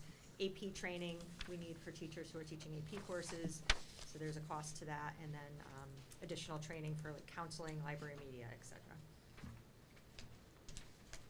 Oh, still me. I forgot we didn't do our back and forth this time. Staff travel is a smaller percentage of our part of the budget, and that's really just for any staff who are split between buildings, so some of our shared staff in PE, art, et cetera, and then some of us who travel regularly. Non-instructional supplies, that's a lot of our things for our new teacher orientation, including we do a Berlin historical tour with them, so bus payment for that and other materials that we purchase for different meetings and committees that we run. Admin supplies, quite a variety here, materials for any professional learning and curriculum work, often resources and books to support learning. We support our Art Around Town, our district art show that's held at the New Britain Museum of Art, and then our kindergarten orientation and kindergarten welcome events at the 3 elementary schools. And lastly, trying to move through this quickly, last 4 sections, textbooks. We do not have a lot on the plate for next year, as of now, for textbooks, other than potentially bringing the K-3 reading program up to 4th grade, so that the students continue on with that same instructional model. Other professional services include author visits and our partnership for adult ed. Dues and fees are all of our professional organizations, like the ASCD, CRA, CCLM, Library Consortium, things like that. And then field trips, we do support transportation for field trips and things, whether they're out of district, in district mainly, things like elementary, when they do their step update to the middle school, same thing with middle to high school, We have groups who go to the Peck Library and the Historical Society as part of some of their units. We have an in-school, high-touch, high-tech science for the elementary, pre-K through 5, each grade level does it. And then we have some music trips to the different levels as well. So quite a variety there. And that's, I think, all the highlights that we felt we should share for our part of the budget. Any questions? I flew through that. What do the consultants generally run? I mean, depending on what they're consulting on, I would. What do they let? So, yeah, it really Think that depends, there's- right? So it's a some different are brought in price to tag, work right. with specific departments, Right. and it might be curriculum work, like designing new units. They might be working on, you know, the research and the information in terms of the best pedagogical strategies. We sometimes work with our admin teams, so like our HQI work. That's our high-quality instruction model for the entire district. We worked throughout last year with our entire admin team. We brought in our department supervisors, and we brought in our literacy and math specialists, and we did work to design what our vision and then what our action steps were around that. So that was kind of an ongoing project, and now we're rolling that out to staff. We've also done things where we've done what we call train the trainer, right? So staff gets trained and then they'll train other teachers, so, or para educators, which is what happened this year quite often because of the new reading program. So do they get like a flat fee, and how often do they generate, based on need, I know it would be. Right, so when they would it come. does depend, right, every consultant or organization that they work with, they have whatever their fee is. Some, if they're close Just by, give me one fee. I'd say 2,000 per day. 2,000 per day. Just It's an 8-hour day. Six usually. Six. Yep. And how many days does it usually take to Really give a present? It depends on what you're doing. Really depends Okay. what we're doing. All right, so that just gives me an idea. And sometimes it's not a whole day, so like We with do the half work days. that we did with high-quality instruction, they were a few hours at a time. And it's hard to say how often they're really here consulting. I mean, it's not like you could say, okay, there's. Right. It three really consultants depends. 3 times a week, you know, you can't get an idea of what it's costing actually. It all So, you know, depends. Break it down. So like our, Steve Rothenberg, who has worked with the high school now for what, maybe 3 years, really rolling out our pathways and doing a lot of work with our tech ed department. He probably comes to us, I say on average, 4 times a year-ish, right, depending, more upfront and now lesser, now maybe only a few times. So it's spread out. And what's difficult is that that's pathway work, and so it's very specific. Right. But then what we have for literacy is different because then that's working with, it could be K-3, it could be working for 8, you know, those types of things. And so the consultants basically dictate what they're gonna pay. The consultants they have tell their you rate. They have what rates. their Mhm. fees. Right, and we decide whether or not we want to We pay want that or not, right. And sometimes we can bundle, to be honest, like where we'll do multiple days in a row if someone's traveling. So we might have different grade levels and we might do one grade level one day, another, so that they're not traveling multiple times, and that does save a little on that end, but And sometimes if we know that another district has someone in their, that's coming to their district, and they could come to ours the next, and we can save on travel, then we might do something along that line. we, I'm just trying to get an idea of why you go into consulting. yes. Well, it's also very contingent on what we're trying to focus on and what we're trying to move. So if there's an initiative that's district-wide, then the groups that we meet with and how many times they meet, if it's specific, as we talked about Steve Rothenberg, we're looking at the pathway program. So one of the pieces there, just to speak on that program, were the internships and externships and getting the pathway program going.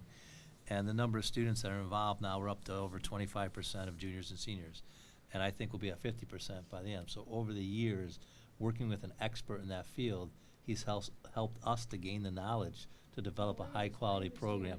Yeah, yeah. Trying to understand Get an what idea the of cost cost. of Yeah, it is. yeah. Absolutely. But other programs like the reading program, right, the state program, Right. we needed capacity to work beyond us. We're mandated to have, Lori's rolling her eye. Right, But we that- have right, to. we didn't have a choice. So it's a balancing act, and, you know, as I was told by a former superintendent, when it gets to the curriculum instruction line and what funds are available, it fluctuates year to year because you just don't know, and then you decide on what consultants can you get, how much can you move, how fast can you go, And how effective. and how effective. And that's the biggest point too.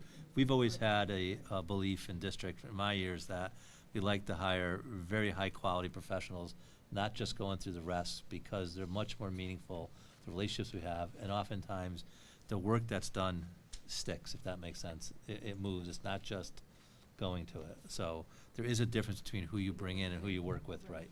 Like It's anything. not just usually a one and done, Right. right? It's ongoing Well, work. that was gonna be my other question. You don't know how long you're gonna need them, and that, Right. you know, it's hard to really Kind of put a pay as lump we sum go. of, okay, this is what.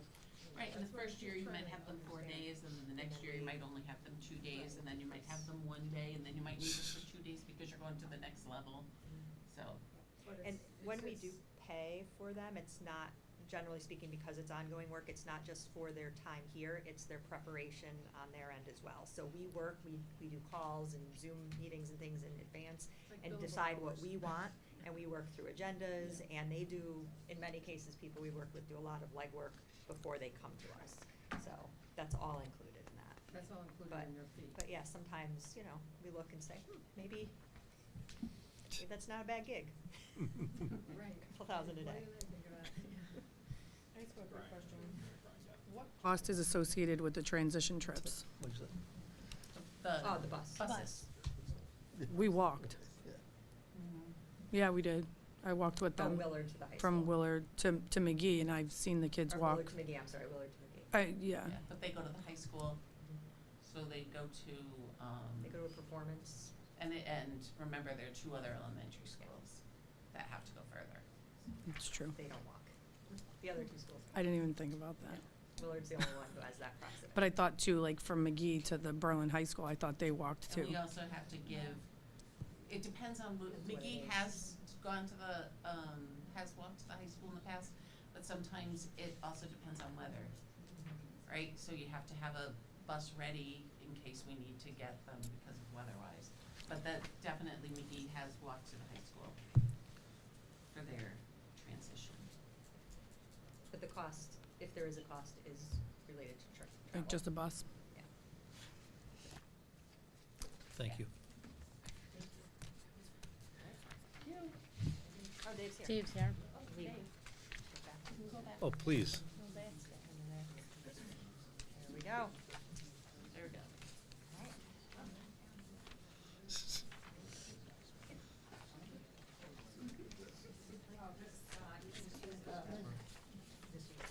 Okay.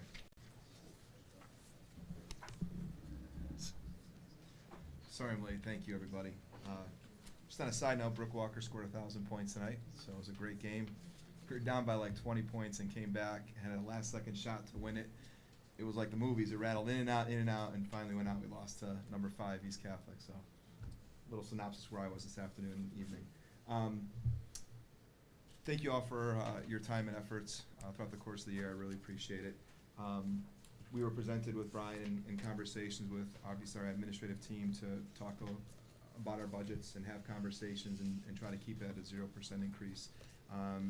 I think I will be able to do that. Might have to make minor tweaks and changes in terms of how many scrimmages were away and how many scrimmages are home and so forth. But I think being crafty and having Steve Kirk with me as well, we will be able to maintain our athletic programs with a 0% increase for all of our sports at the high school and middle school.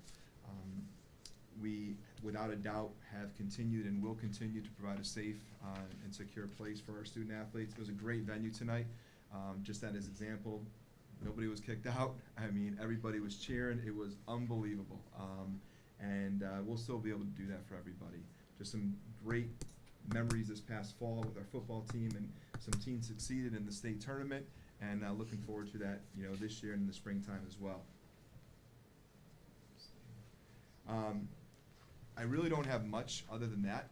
Just thank you very much, and if you have any questions or something comes up throughout the course of the next couple of weeks, please feel free to reach out and get everything answered.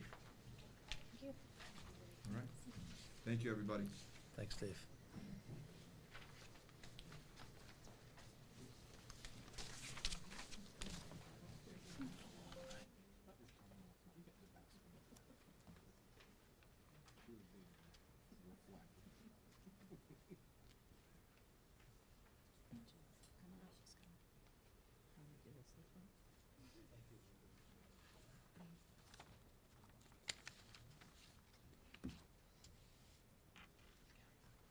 Good evening, everyone. I'm Linda Holy, and I'm the Director of Special Education. Michelle Zoyster, Special Ed Supervisor. Jenna Dereza, Special Ed Supervisor. So I know we said come in at 0, but special ed can never come in at 0, so you'll see that we had a few requests. So the purpose of the special ed budget is really to support the learning and social emotional needs of our students that receive an individualized education plan from ages 3 to 22. This covers certified and non-certified staff and benefits, their salaries, instructional supplies, contracted services, equipment. The big one is tuition and transportation, our Central Connecticut Transition Academy, and then our summer school, which is called Extended School Year Services. As many of you heard me present in the past, the special ed budget is always a moving target due to students being identified or dismissed throughout the year. This year we had 2 students who were outplaced. They ended up disenrolling, so we were down 2 students that were outplaced, but we right now have 3 students looking to be outplaced. So that's how the budget is constantly, like, it's just so unpredictable because you just never know how the needs of the students are going to change. Even salaries and benefits can be unpredictable. If a student requires such support as a one-on-one paraeducator all of a sudden in the middle of the year, we have to go run into Ashley and Brian saying, hey, the student really needs support. Some kids need hearing or nursing services. We just recently had a student in one of our elementary schools, I think in the middle grades, all of a sudden found out that she hasn't been hearing all these years. So now we contract with CT Ears, and they will work with this student. Another example is we have a little student at our magnet school last year popped up. He needs one-on-one nursing services. Those services over $70,000 a year. So it's just things that we don't predict. As students move in, it's just really hard to figure out what the special ed budget is going to be. This slide really speaks for itself. This slide probably looks the same in every single district in the state of Connecticut. You know, special ed, right, is close to 26% of our overall budget. This graph is just how our numbers are broken down. So right now, well, this is October 1 data. So in October 1, we have 422 students in district with IEPs. On October 1, out of district was 25. Currently, we have 21 students that are receiving out of district services, but like I said, we have 3 students in the hopper, so that number is going to go up. So it's constantly changing. Our magnet and VOAG numbers have been decreasing over the years. Right now, we have 2 students. We have many more students at magnet schools. We have 2 students that receive special education services at magnet schools. We currently don't have anyone at VOAG. And then we also have to service our students at St. Paul's, but that's funding is through our grant. The evaluation isn't through our grant. We have to send our staff there, but the students that need services, that's funded through our grant.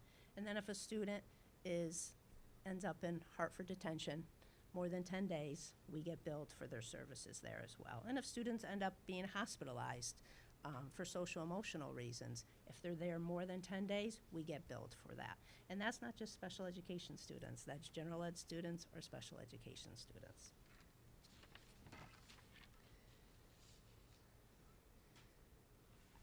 I think this is important to spend some time talking about. These are our special education programs for our unique students. If we didn't have these programs and we had to outplace them, if you look in the 3rd row, that's how much it would cost to outplace one student. So currently, our BLAST program is at Willard and McGee, and we have 28 students in it, and that would be the range of us if one student needed to be outplaced. And this is why we're always asking for paraeducators, because those students, a lot of those students need one-on-one support. So currently, 19 students receive one-on-one support from paraeducators. Yes, they are.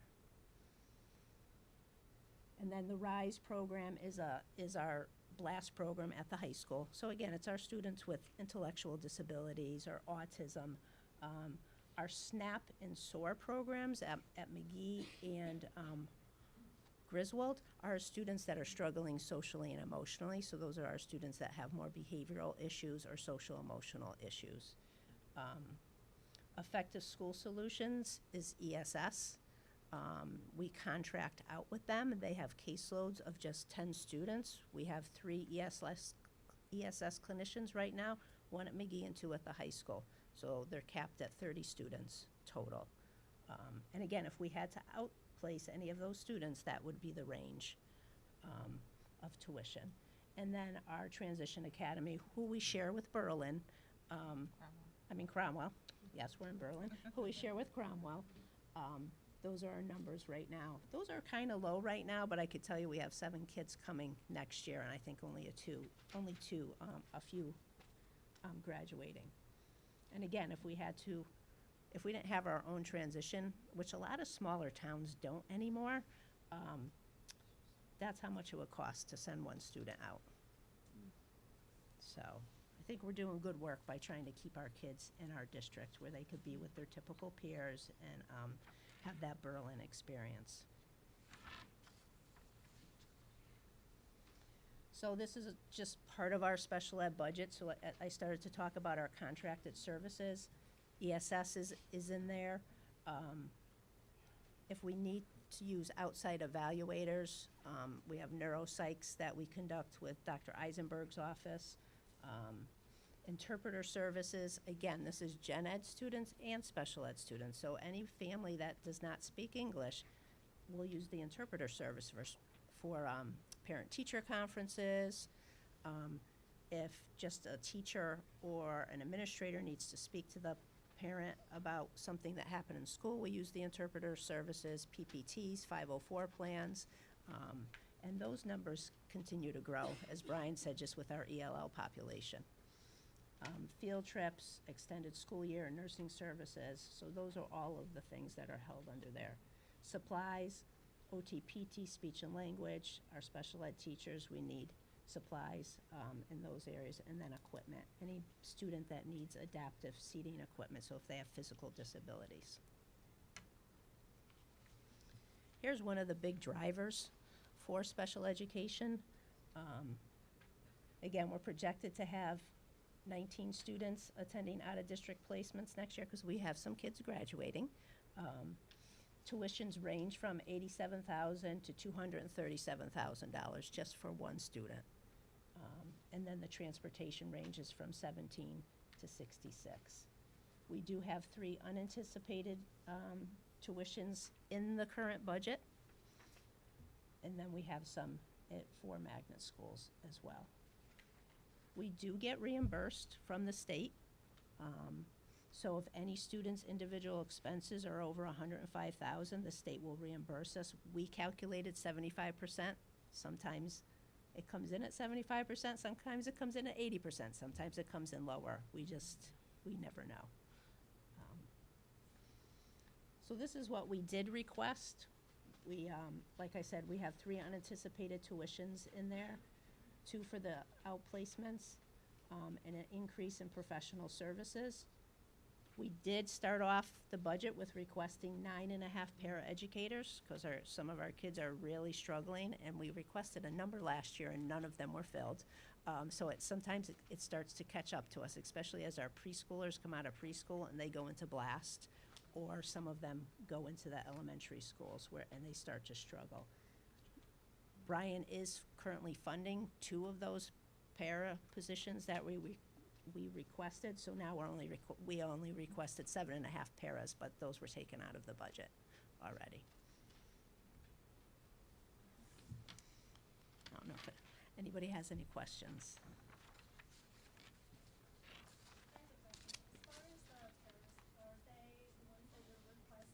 Are they a part of people's IEPs, or is this in addition to support the teachers and the students? It's usually addressed to the IEP. Oh, okay. Yeah.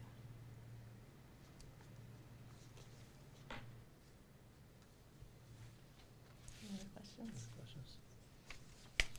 Thank you. Thank you, Linda. Thank you.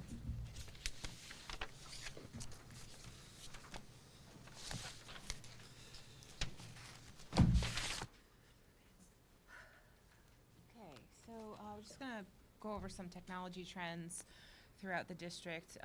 So our operational software and licensing, what we're kind of showing you is we're on trend with what we actually request through the years. Each annual increase is anywhere between 4 to 7% for our annual softwares. What we mean by operational software is that's anything that's not actually used in the classroom. So that's our PSIS softwares, our accounting softwares, our absence management softwares, anything that we need to do the business of education is rolled up into this account. Wherever we can, we do try to take advantage of multi-year discounts, typically 3 to 5 years, depending on the contract and the amount that they are willing to give us for a discount. So I have two similar graphs here. This is our age of computers throughout the district. As you can see, we typically have about a 5-year life cycle for our PCs and our MacBooks for staff devices, admin devices, and labs within each of the buildings. We do get a couple years out of some of the really low used devices. We could get a couple more years out of it, but typically we approach a 5-year cycle. That's what we aim for. And as you could see, we have it broken down by the age of the devices in each building. And each building, we try to do a percentage of the devices in each building every single year. On trend with what we typically do, the superintendent's budget will always request the technology and equipment that we need to run the classroom and our student one-to-one devices. However, it's usually the first that gets cut when we're trying to reduce from a 5% increase to a 2.5%, 3% increase. And then we fund that with any kind of surplus or end-of-year funds. Similar graph here, but this is projectors. So this is our units in our classrooms, in our conference rooms. These should be on a 7 to 8 year cycle, but as you can see, we push our limits here in Berlin. And we try to do as best as we can. As you can see with the older devices, we do have most of those at the high school. The high school was slated to get new projectors this summer. However, the ETA on that delivery wasn't within the amount of time that we needed to spend that money to be compliant with accounting law, so we had to kind of pivot and put it in other areas. So should we have any end-of-year funds for fiscal 26, the high school will be getting some new projectors. And I don't know why our actuals aren't showing on this graph for fiscal 26, but for one-to-one technology, our actual spend was $125,000. So what we request is obviously the gray. Our actuals is similar to that, and then what's actually budgeted, because again, this is usually funded with surplus or end-of-year funds, is always very low. Historically, our trend here, what's budgeted is about $58,000, and that could maybe get us one class set of Chromebooks at state contracted pricing. We typically like to give 6 and 9 students in grade 6 and 9 new devices, and they carry them with them while they're in that building. So that's typically our trend there. And I think that's it for technology. Any questions? Right on. I don't want to spend too much time on this. You guys have already seen this.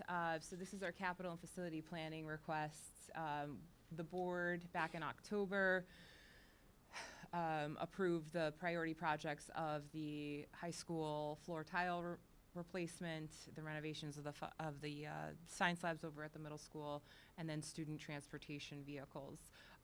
We did receive $200,000 for the vehicles and $900,000 for the floor replacement. That was monies allocated from the $3.9 million that came back from the high school renovation project. All other things are facility-based or classroom equipment-based things that exceed the threshold of $25,000 or more, but are much needed. you could see in many of our buildings, furniture is a big deal. We have a lot of aging furniture, especially at our elementary levels. They've been repaired, welded as many times as we can, and our welder said, you know, this is really the last year. So we're trying to get on a maintenance cycle for or replacement cycle for furniture. So you'll see in the operational budget, because a classroom set of furniture does not necessarily meet the threshold of capital, so I'm requesting funds for that. Another thing that you may see in the operational budget is other equipment like stoves for the high school, refrigerators, things like that, that just are part of the curriculum, not necessarily a department that needs to be replaced that aren't in a building budget. Well, just, I know the board's been updated before, to remind the board that the labs at McGee at this point are just sitting there. Ashley was told that they were just getting taken off the town council agenda, but we really need some approval to move forward to get an accurate pricing on those labs. The McGee labs are not in good shape. You've all seen pictures of those labs and the state that they're in. You know, they're 50 years old and they need updating. So, but at this time, it's here, but we need the town to move forward on that. And we haven't been given any reason why that's gone kind of flat. there's one phone call from the town manager to Ashley. That's the only conversation that we've had at this point. So the bid was done last fiscal year, and it was at PBC for a couple town meetings where it was finally approved. They did put together an agenda item to have it go to council to approve. The lowest bid was about $110,000 for the A&E design for those classrooms. But just everyone says, we were looking for them to get money to get someone to go in and actually get a design and a spec of what they actually would cost.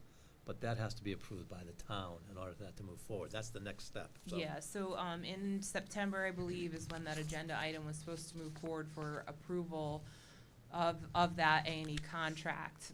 But I received a phone call saying it's too early in the year to award a contract of that dollar amount, given that we have other projects like the East Berlin complex, some roofing projects that they have.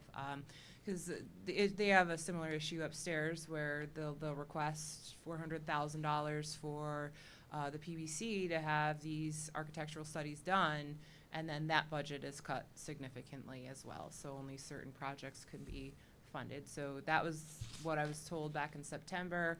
And I was told, you know, maybe closer to the end of the fiscal year, we could award these contracts. But again, our architect is only going to honor that price until the end of the first quarter. And I think the biggest concern is that we need to get the town council to approve those monies to get the drawings, because you're still going to be years out to get the work done. Right. Right. So there's a timeline that needs to take place. So if they would approve the architectural drawings, even the latter part of the year, get those done before summer, and then hopefully the following year get it approved. It might be the next year that actually the work gets done. Right. So we're just concerned about getting it on the docket, because they really are in disrepair. You know, they're 50 years old. They're showing their age. You know. So anything else? No, for we talked about the labs before. Is it cosmetic or functionality as well, or a combination It's of a both? combination of both.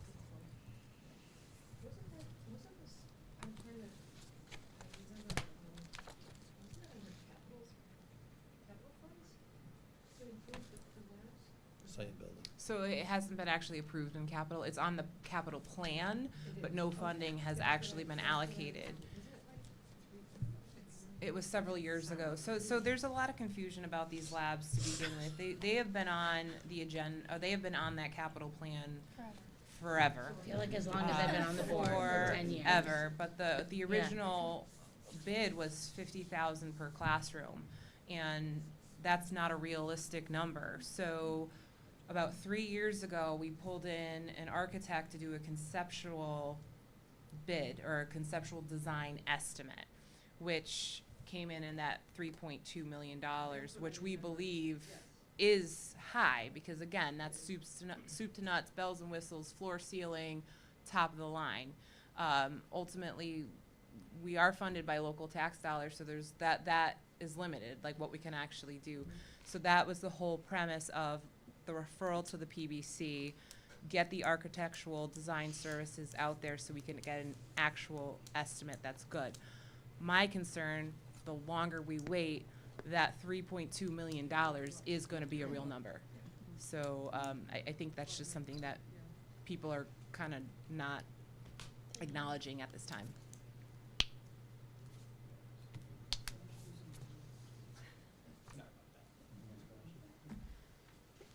I'll just stay here. Anything else? Stay there with me? Yeah.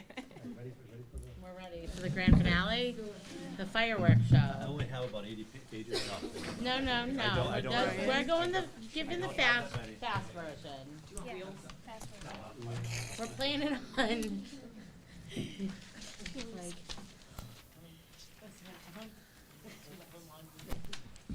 I'm like binge You eating don't, like, over feel here. like your playback speed is playback Like the extra little kids fast, can be so, like, that's stretched. really I know, I good. was Yeah. hoping that we were gonna get a stretch break. Playback speed on.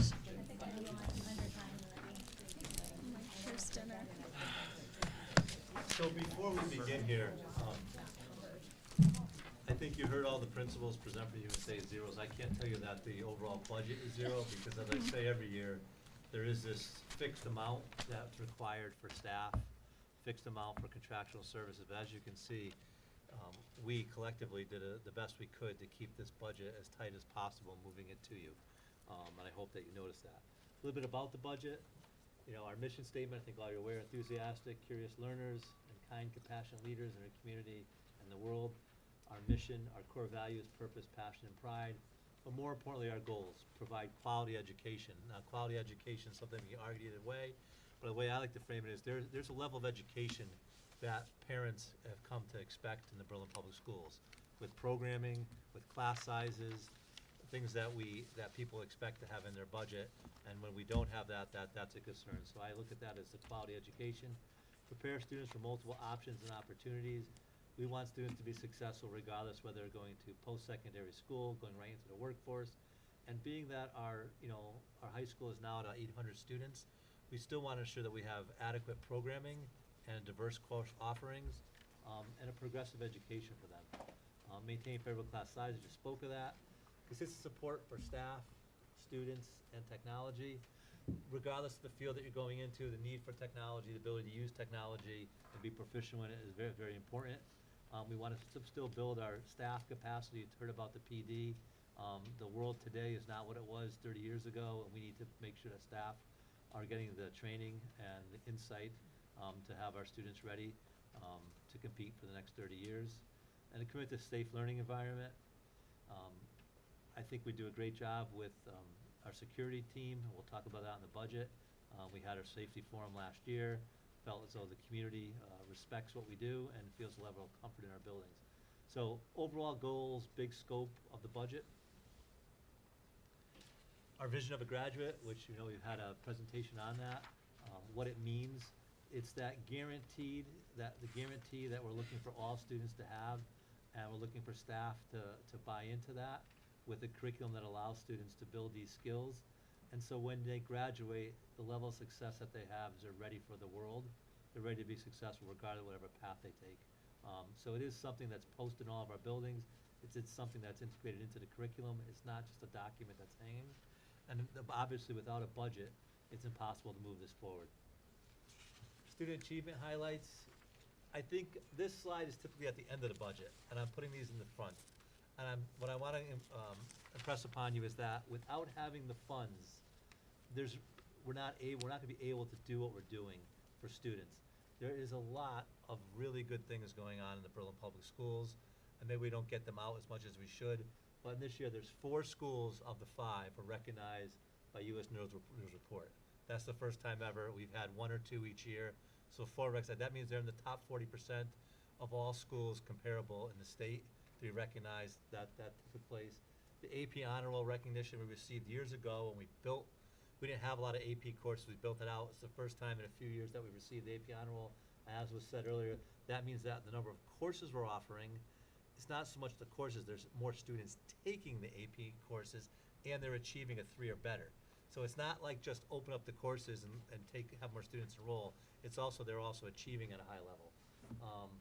Levelson MIT Invention Team Grant, you're gonna hear about that at their next board meeting. We are one of, I think, 6 districts across the country that receive that. We've had the commissioner in, we have deputy commissioner in, It is a very big deal, and this work the students are doing is fantastic. They have to give a presentation, so rather than just have a student presentation, was the high school's opportunity to present to you. We're gonna have the students do an actual presentation. There's gonna be representatives from MIT and representatives of the grant. They're gonna be sit there evaluating the students as they present to you. So that's gonna be our next board meeting. 2 National Merit Scholarships, and you read through those before. There's numerous things that are taking place that, our capstone exemplars, Sealed by Literacy, which we brought in a few years ago, the Community Road Kappa you know about, but really good opportunities for students and students achieving as a whole. Next, district highlights. Right currently, we offer 40 interscholastic sports teams, combining the middle school and high school, intramural sports, afternoon sports and adventures at the elementary, art league, band, chorus, theater program, upbeat, Girls on the Run, media team, tech experts, student employment opportunities within the district.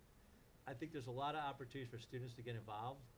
We want to maintain those. And my concern is when you start to look at this budget, and I tell you what, we need to maintain staff, the next area we always go to cut is equipment.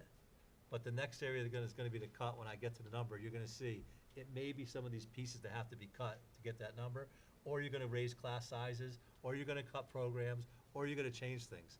There's not enough there to make it happen without doing that, and I'll explain to you why later in the budget. 70+ viable clubs K through 12 for students to get involved in. And education doesn't stop at the end of the day, and we need to have these opportunities for students to get involved. It makes for a meaningful experience, it allows them to connect with other students, allows them to have relationships with adults, allows them to be successful in life. So it's paramount that we have these opportunities for students. District highlights. Currently, our elementary class size average is 19. Our average secondary class size is 21. That's currently what they are. So any deviation from that with the budget, reduction of teachers and staff, based on our report, which is in my report, we did not pay for the we used to have this Prada report we paid for years. It went up to almost be $2,000. We also get the NEASC report for free because we belong. So the report that you have in your budget documents going to the public, we just use the NEASC. NEASC has us increasing by 2 students next year. So we're staying relatively flat based on projections. That can change. It can go 20 students either way, depending on, we do have a lot of apartments in town that are coming online. So, but the report says we're going to stay flat. Programming. Things that we've done in the past years, regardless of saying when there's no staff. We have a STEAM program. Our Pathways program at the high school we spoke of earlier, we talked about working with the consultants. Our Pathways program is taking root. Number of students wanting to get involved. It's getting some traction. I feel like we're in a great place with our Pathways program and only getting stronger. Part of that, and I spoke to you at 2 retreats about recruitment and retention, we are hiring fantastic educators, fantastic people, fantastic administrators from other districts that we didn't compete with before. And the Pathways program is a credit to the leadership, but it's also a credit to some of the fantastic teachers that we brought in. Internships and externships, as I said, 25% are involved. This was 2 months ago. We anticipate potentially 50% by the end of the year. Our preschool program, you can see some of the students there. That's our redcoats at the high school. The full-day preschool we were able to do last year with the budget that we have, and allowing for 40 role model students. ELL we spoke of earlier. Exceptional program at a low cost, in my opinion. Jean Burrup is our ELL, 1 ELL certified teacher, but the number of populations rising there. Our wellness program, our wellness center at the middle school is second to none. I mean, you won't find that type of program as part of the curriculum there. It's been presented numerous times at the state and national conference. Capstone project at the high school, even though it's been around for years, we keep having iterations. Other districts still look at our capstone as a model program. Our media and digital literacy that we have across the district. HQI, you heard about high quality instruction. Our vision to graduate, I shared with you already. Project Adventure course, which still is utilized at the middle school. And then our AP, EC, and our college partnerships. Those programs only grown, and you heard about the AP honor roll. But the number of courses and the relationships we have with multiple colleges. There's students that can actually go to school and miss a whole semester already paid for, and even as much as a year based on the program that we're offering. So I just put this up front because I think it's important for you to know that without adequate funding, these may be areas we have to look at to reduce or streamline or not have as many opportunities for students.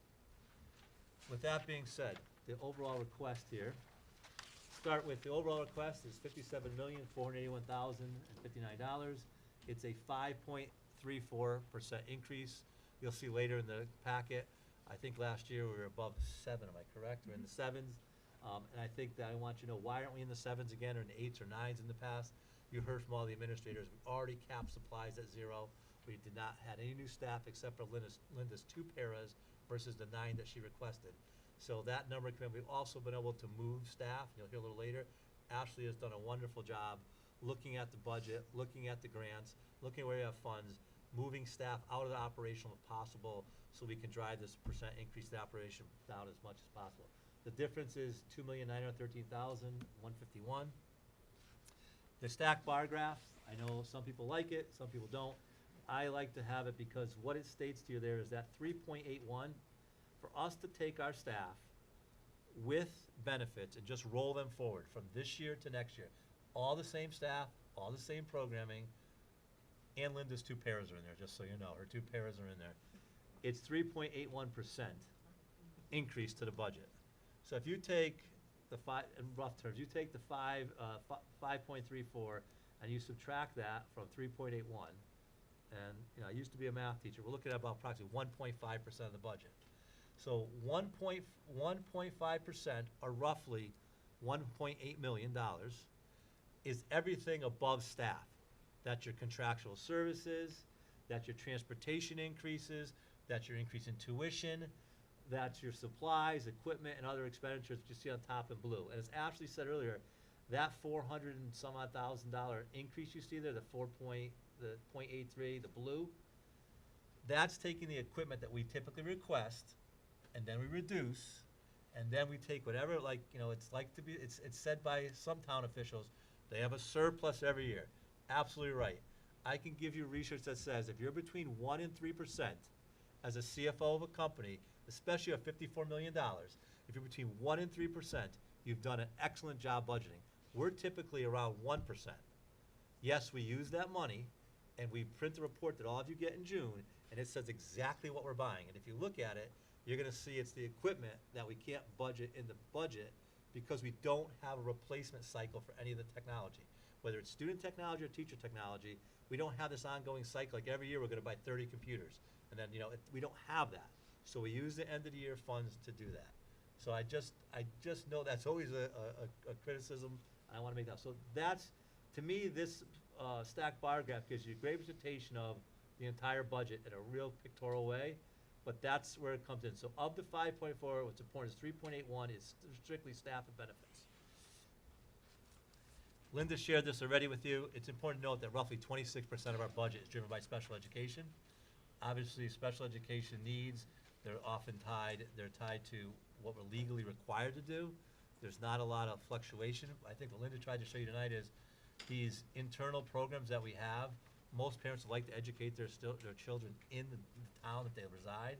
These programs that we have in place are a cost savings to us, and also, in my opinion, better for the students to be here than a bus for 45 minutes to an hour each way. So they do cost extra. We do have a lot of paras, but the paras allow us to have these programs. So I just think it's important to note that 26%, and I'm not getting it further, 26% of the budget we really can't change per se, because when you have an IEP, it's locked into legally, which is what we have to do. So this breaks down, and we're going to go through, and Ashley did a magnificent job of breaking each one down. And those who've been on the board years ago, it's all color-coded. Each line item is broken down and gives you examples and explain what's new and why. We'll talk about this. This is just a quick overview for you to see what's making up the 5.34% increase and broke it down each line item. Just so all of you know, our budget system does not produce a document like this. This is all done by Ashley and her team and Tracy, who's our data person, to get it to look in such a clean fashion. So I won't go through line by line here. I'm going to let Ashley start to talk, and I'll add in. So you want to start with that? Sure. So with our administrative salaries, it's about $54,000, a 1.6% increase. And the reason why it looks so low is we get a transfer from the town for our security budget, and you approved, I believe, back either in September or October, the transfer from the non-certified line to the admin line to cover John Schmaltz's salary. So his salary is kind of offsetting. If we were to add that back in, we'd be about 3.4%. There's a few things that are changing in here. It's the position of the superintendent to reinstate the assistant superintendent position. I believe this has been discussed at other committee meetings. And for us to do that, we're restructuring the admin team for the next fiscal year by eliminating one of the special education supervisors. And let me just jump in for a moment. So the thought is elimination of the special ed supervisor. As we know, this will be Linda's last budget presentation because she's retiring. But with it, at the end of the year, not yet, at the end of the year. But with that being said, the thought of how is the work getting done with only one supervisor when we had two? So at the high school, we have two assistant principals at the high school. Our numbers have decreased at the high school.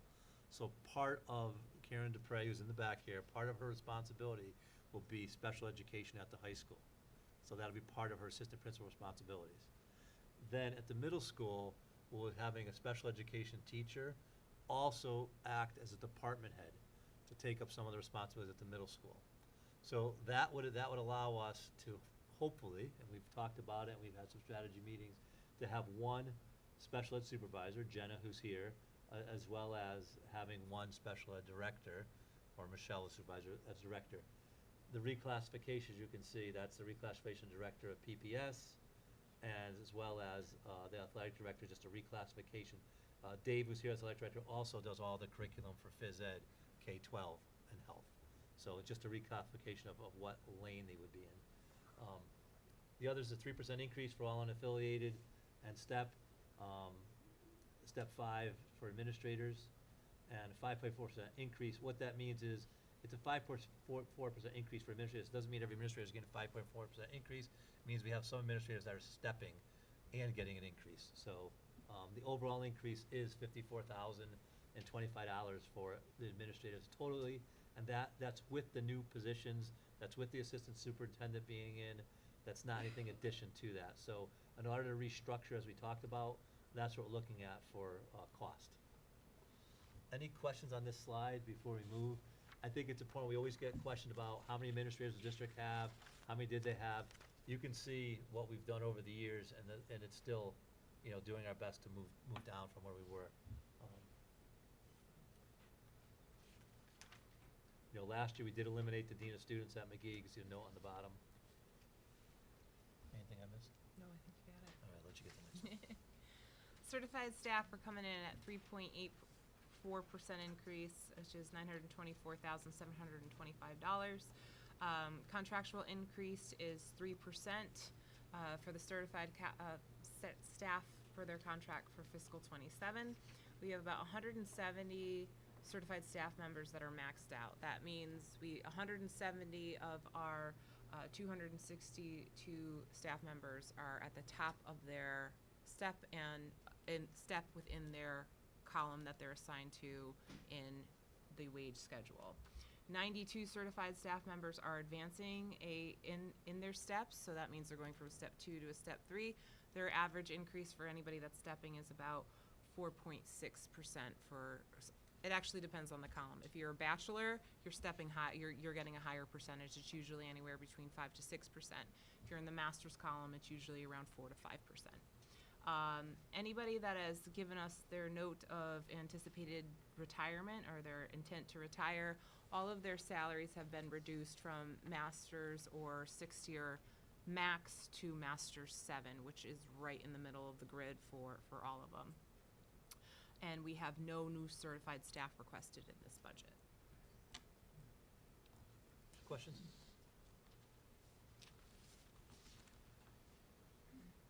Okay, so our non-certified salaries are going up 6.78%, increase of $572,180. We have about 215 non-certified staff members, and it includes all of those staff groups you see there are paraeducators, clerical custodians, per diem substitute, athletic trainers, tutors. Anybody that's on the affiliated or average affiliated contracts, so those are our paraeducators, our clerical, our custodians, our head custodians. Average contractual increase is 2.75%, and then anybody who's outside of that unaffiliated group, anticipated wage increase of about 3%. So that's our IT staff, our data staff, and some of our business office staff who are not affiliated staff members. This number also includes our 2 additional special education paras for fiscal '27. Questions on the slide? I do also want to note, so from last year, we do have an increase of 2.4 staff. I just want to make it very clear that those are 2 para educators and 1.5 unaffiliated clerical support. All of those positions are funded by grants or other funding sources, not by the local tax dollar.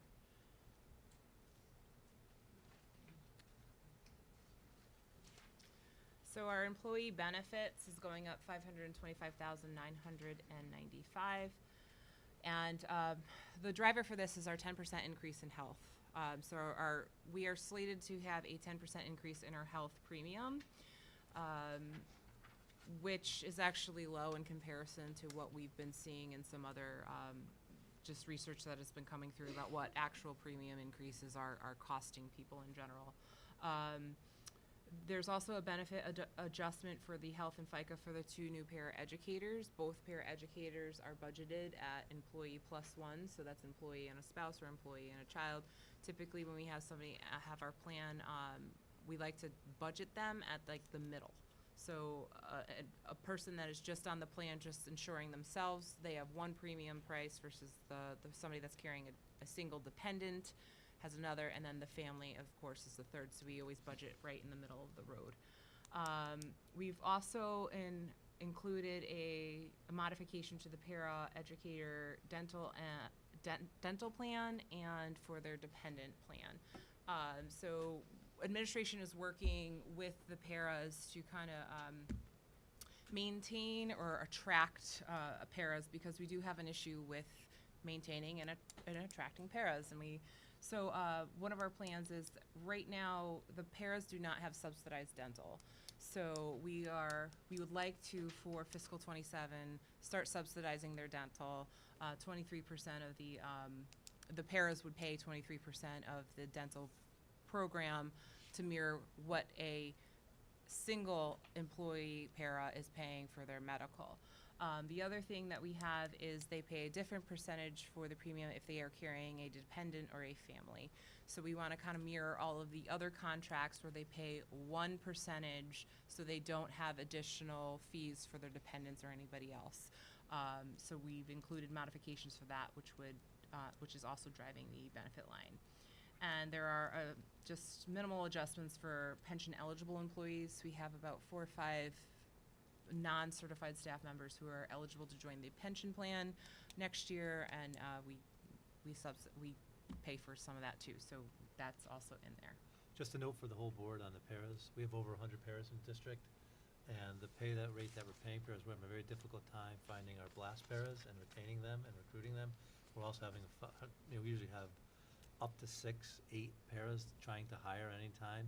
So when you have paras on a continuous cycle of not being retained, that means that an administrator is constantly hiring, there's lack of continuity and so on. And it really comes back to the wage that we're paying the paras. At this point, it's not as competitive as other districts. And so we're looking for the short term to offer some incentives, as Ashley said. But long term, when we start to renegotiate, something the board will take a look at what we're paying, look at the comparables for other districts. And it's not that we don't provide a good working environment, but if you're talking $3 to $4 difference an hour, people look at other places to go. And, it's something that we talked about at the retreats several times, recruitment and retention, but the paras is definitely an area to focus on in the future. So our contracted services is coming in with an increase of $44,316. So this is kind of a team effort approach to this. So 1.77%. Building admins, they looked at their contracted services. They were instructed to reallocate whenever they could. We did address lines that were underspent or trending to overspend over several years, and reallocated those funds to accounts that are historically overspent year after year. Our contracted services come in anywhere between 4 to 7%, depending on the service that it is. Any of our special education professional services, so those are our psych evals, our ESS programs, we're budgeting that at 3% increases. We have our standard 3% contractual obligation for any athletic transportation, which is incorporated in this cost. And as I mentioned, we have already made the reductions to reallocate from underfunded to overfunded So accounts. just to note, typically transportation increases at 3% based on contract. You heard Ashley say it's 4 to 7% for most other contractual or technology contracts and so on, but we're only at 1.7. That's because of the audit with all the buildings, looking at what's not being used. If it's not being used, let's eliminate it. It's not used that frequently, let's take a look at it. And so really, we should be at a minimum of probably 5% increase, just keeping everything, or at 1.77. Thank you. So our utilities, we're looking at a 7.28% increase of about $36,460. One of our main drivers is the electrical rates over at CCTA. I'm sure we could all relate to the increased electrical rates. We do partially fund this. The other half of the cost is the burden of Berlin, and the other half is the burden of Cromwell. They are invoiced quarterly. Natural gas usage seems to fluctuate. Water usage, depending on which district the school is in, that fluctuates a lot too. And then our phone services are going up. Utilities is an area where we track very closely throughout the entire process. So if we're trending a little bit lower in usage for any of these categories, I will make an adjustment closer to the year before the final adoption of the budget. If I could shave 20,000 out of here, I tend to do that, and that you've seen that historically done. So transportation is coming in at 3.2%, so $109,334. Again, our contractual increase for NBT is 3% for all of our transportation services, so that's just not to and from school. That's also our bus monitors. That is our maintenance and repairs, all of those associated costs with the transportation. Special education is also nested in here and is budgeted net of excess costs. So what that means is what we would get reimbursed from the excess cost grant is already taken into account and reduced from the actual spend of special education. Excess cost funds are only to be allocated to students that exceed that threshold, which is $105,000, 220, 105, 520, I believe is our threshold for that. Any other student that does not reach that threshold, we are fully funding. So that's most of our in-town student education vehicles. Also included in here is our fuel contract and our increases for that we're just seeing in our repair and maintenance lines, because you hear it year after year, we do have an aging fleet. We have been able to make substantial gains with the amount of money that we are getting from the town from last year and for this year. So the fleet is starting to kind of change over, but most of our vehicles are still on the higher mileage, older years, and we're still kind of battling that issue there. Tuition, anticipated 3% increase for our outplacement. Just like in transportation, the special education tuition costs are budgeted net of excess cost. So again, we get the excess cost reimbursement for anybody who receives that 4.5 times our per pupil expenditure.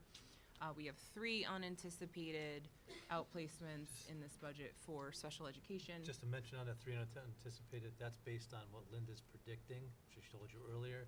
So she's predicting we will have at least 3 next year.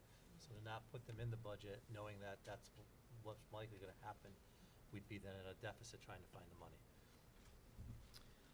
And then next year, we are not offering the multivariable calculus class over at Berlin High School, so that independent study tuition is not needed.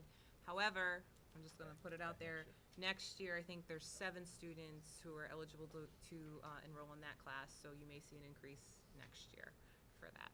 What was that class again? The multivariable calculus.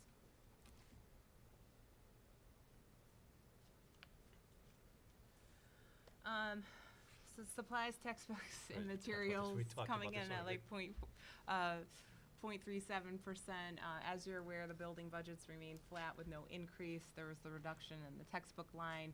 However, I selfishly, for one of my departments, which services all of the district, took an increase for custodial materials and supplies because we have historically way overspent in those lines because the cost of those materials has increased significantly year after year after year.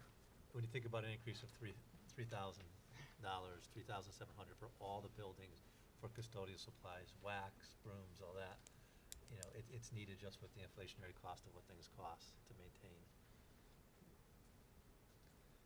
And the last one, equipment. So the equipment line's going up 171.62%, and again, this holds all of our school technology and infrastructure, and you'll see an increase for our operational maintenance and our building budgets. They remain flat for anything that if they have any equipment lines within their accounts, they remain flat. I kind of touched on it when I did my presentation regarding technology, and then also again with the operations, classroom furniture. I'm gonna put that plug in any chance I can. We need classroom furniture across the board, and this is where you'll see it in the budget. And if you look back to last year in the original presentation, you'll see a number similar as far as the increase to equipment, and then you'll see it reduced out when the board made reductions. And the last one, all other expenditures here. We get increase for CABE, professional organizations, CABE is roughly 25,000. Increase for operations and maintenance. Peter got knocked out maybe? Is it not? It's not supposed to go up. Athletic tournament fees increase yearly. We do need to have some monies for minor repairs that need to take place in the building, so the building budget remain flat or minimal decrease, but there needs to be some money for the repairs in the buildings. We can't go to town for that money. It has to be in our budget, as things, as we know, break and it's minimal amount for all of the buildings. Okay, and then our Armed Security Department, this is just what we're requesting to the town. This is 100% funded by the town. There's a minimal increase for this because we took a reduction in equipment. As you remember, last year we requested additional money for equipment because they needed to replace their service weapons. Those are on a cycle similar to the PD. They are not, we are not gonna redo them this year, so that account could go down, and then we could allocate the difference in the 3% wage increases for This is not in our staff. operational budget at all, as Ashley said, but we just wanted you to know what security is costing. It's in Department 61, it's paid for by the town. It's the in-out, like Ashley told you, for John Schmoltz, but it's not paid by the board. Additional funding sources, these are things that are outside of the operational budget. It's how we're, looking at some of these areas, grants and things, it's how we would fund positions. It's not that it's additional money, it's how we're funding the current positions that are here. So when we look at the state funding, the special education expansion, there is some additional state money that come in. The seed grant has allowed us to, not yet, but the position we reduced last year, a social worker, we are bringing a psychologist back at Willard, the one position we reduced last year, and we're using seed funds to do that. And the open choice funding is increased, and we can explain a little about how it's increased. We used to be at 4%, as I think I shared, as many of you have been on the board. Many districts cannot achieve 4% anymore. And we go to the next slide. Yeah. So you can look at the funding of number of students. Berlin currently 97 students in the district. We've been 96, so we stay around 100. But what's important to note here for this year, this came after the budget. The state has now changed the funding structure. At 3% or above, you're getting the $8,000 per student. It used to be $6,000. So we're planning to maintain, with your approval, when you approve the choice numbers. Usually we take in 10 students, preferably at K level, and then if they have siblings. So we would be receiving $2,000 per student additional next year also with that funding remaining in place. We should be at 3.78, which would qualify us for the 8,000 versus the 6,000. So what we do now, and then we'll show you the next slide, is what we do is we actually put positions, and you'll see exactly what's tied to it in a couple slides. You want to talk a little about this? Sure. I'm going to have Ash talk. This is about payroll And people, people will see, if you look at you looked at the report, you'll see there's money still in our account, but they're actually, they Yeah. share why. So at the end of the fiscal year, you'll see that we do typically carry a balance in choice anywhere between $400,000 to $500,000. And I've explained it before, but I just feel like I need to explain it again. I have to keep a balance to fund first quarter payroll because we have 14.5 positions in there. And we don't start receiving open choice funds until the third quarter. So in order to keep these people paid and coming to work every day, I have to have cash in the bank. Otherwise, we'd be in big trouble. So I will always typically carry a balance of $400,000. So the budget that we're putting forward for fiscal '27 is $1,063,890, and that is to fund our ESS program at the middle school, to fund 5 certified staff members and 9.5 non-certified staff members. This budget assumes the $2,000 increase to the stipend. It assumes that 3.78%, and it also assumes that in June of '27, on June 30, 2027, I will have a balance of about $400,000 in my choice account. So I want it to be very clear that opening and ending, we try to keep about $400,000 in that account. Because it's already earmarked for the next group, next year's salaries of the staff that are in there, the same, that's why you have the pie chart. Does that make sense? What we're trying- Okay. You And want then to- our historical excess cost reimbursement. So again, this is actually, it really depends on the number of students that qualify for that reimbursement. Again, our threshold for this current fiscal year is $105,520. And this year we have more students qualifying for the excess costs than we have in the past, so therefore we have we are anticipating a higher reimbursement for this year. Federal funding, you can see that it's decreased. We look to be kind of plateau. It's an increase in the title funds, a slight decrease in IDA funds. We look to be very similar to what we were moving forward. This is a new slide. This is our K program, which was now is tuition-based. We began the full-day tuition-based program for K students, currently 5 sections, 5 pre-K classrooms.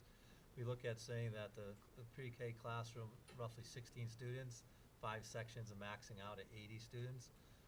Typically 40 peer models and 40 students, special education students that would be in those classrooms.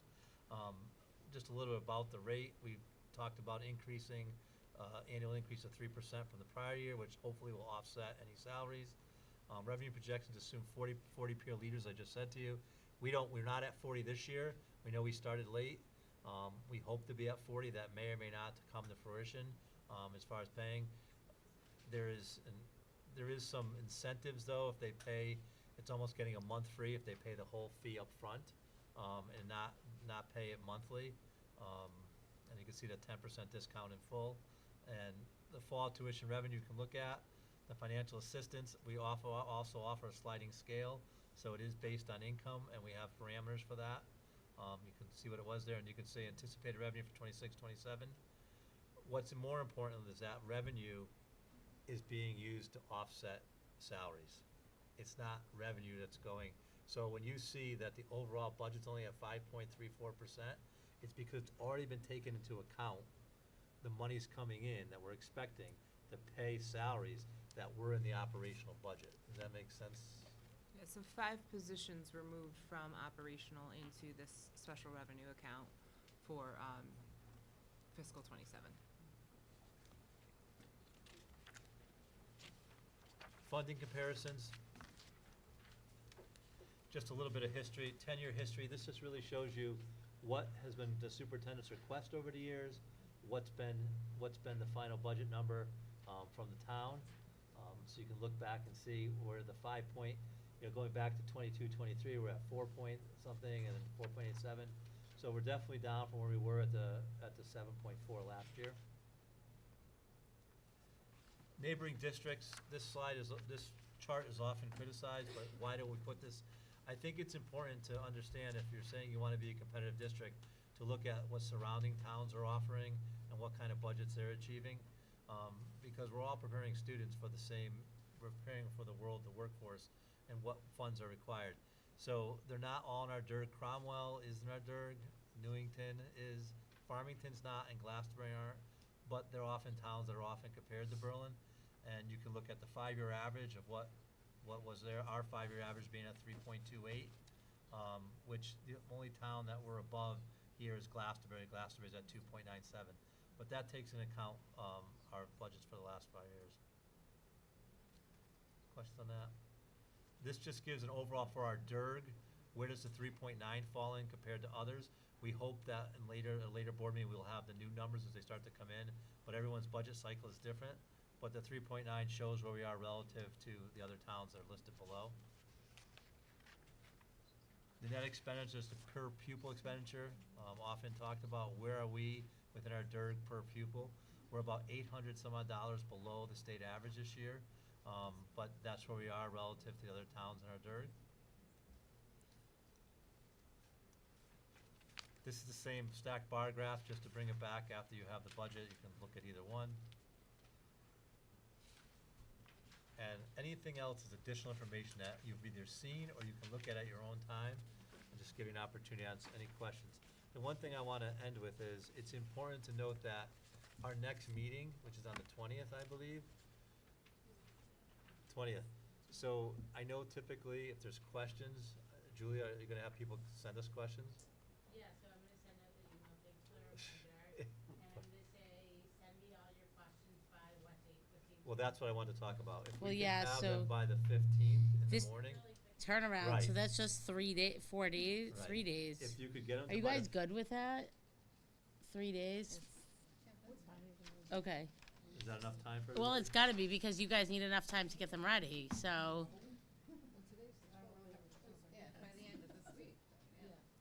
But then, But if you want, if it comes you on don't Friday, have though, to.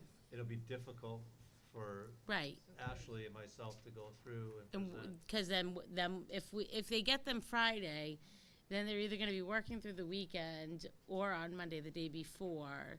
So I think we should do the 15th if that's. If possible.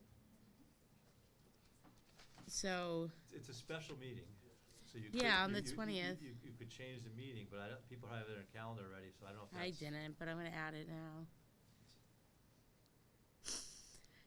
Yeah, okay, so you guys, it's going to be the 15th. I'll send a reminder email and quick turnaround, and we'll be back together again really soon.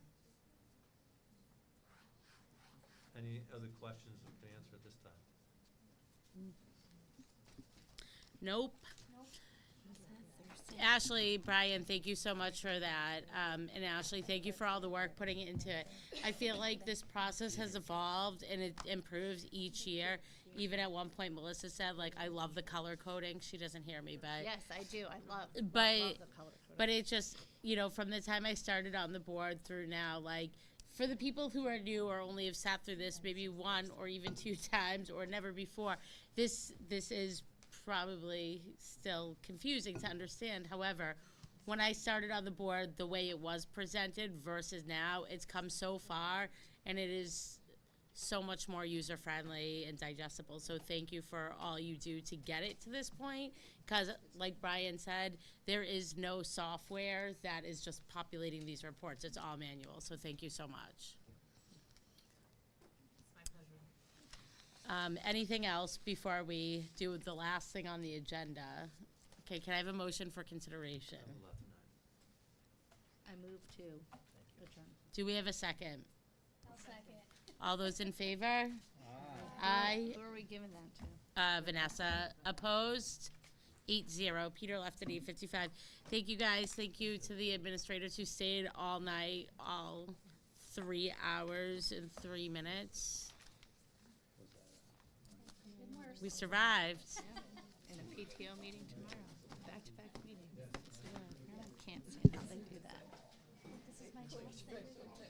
All right.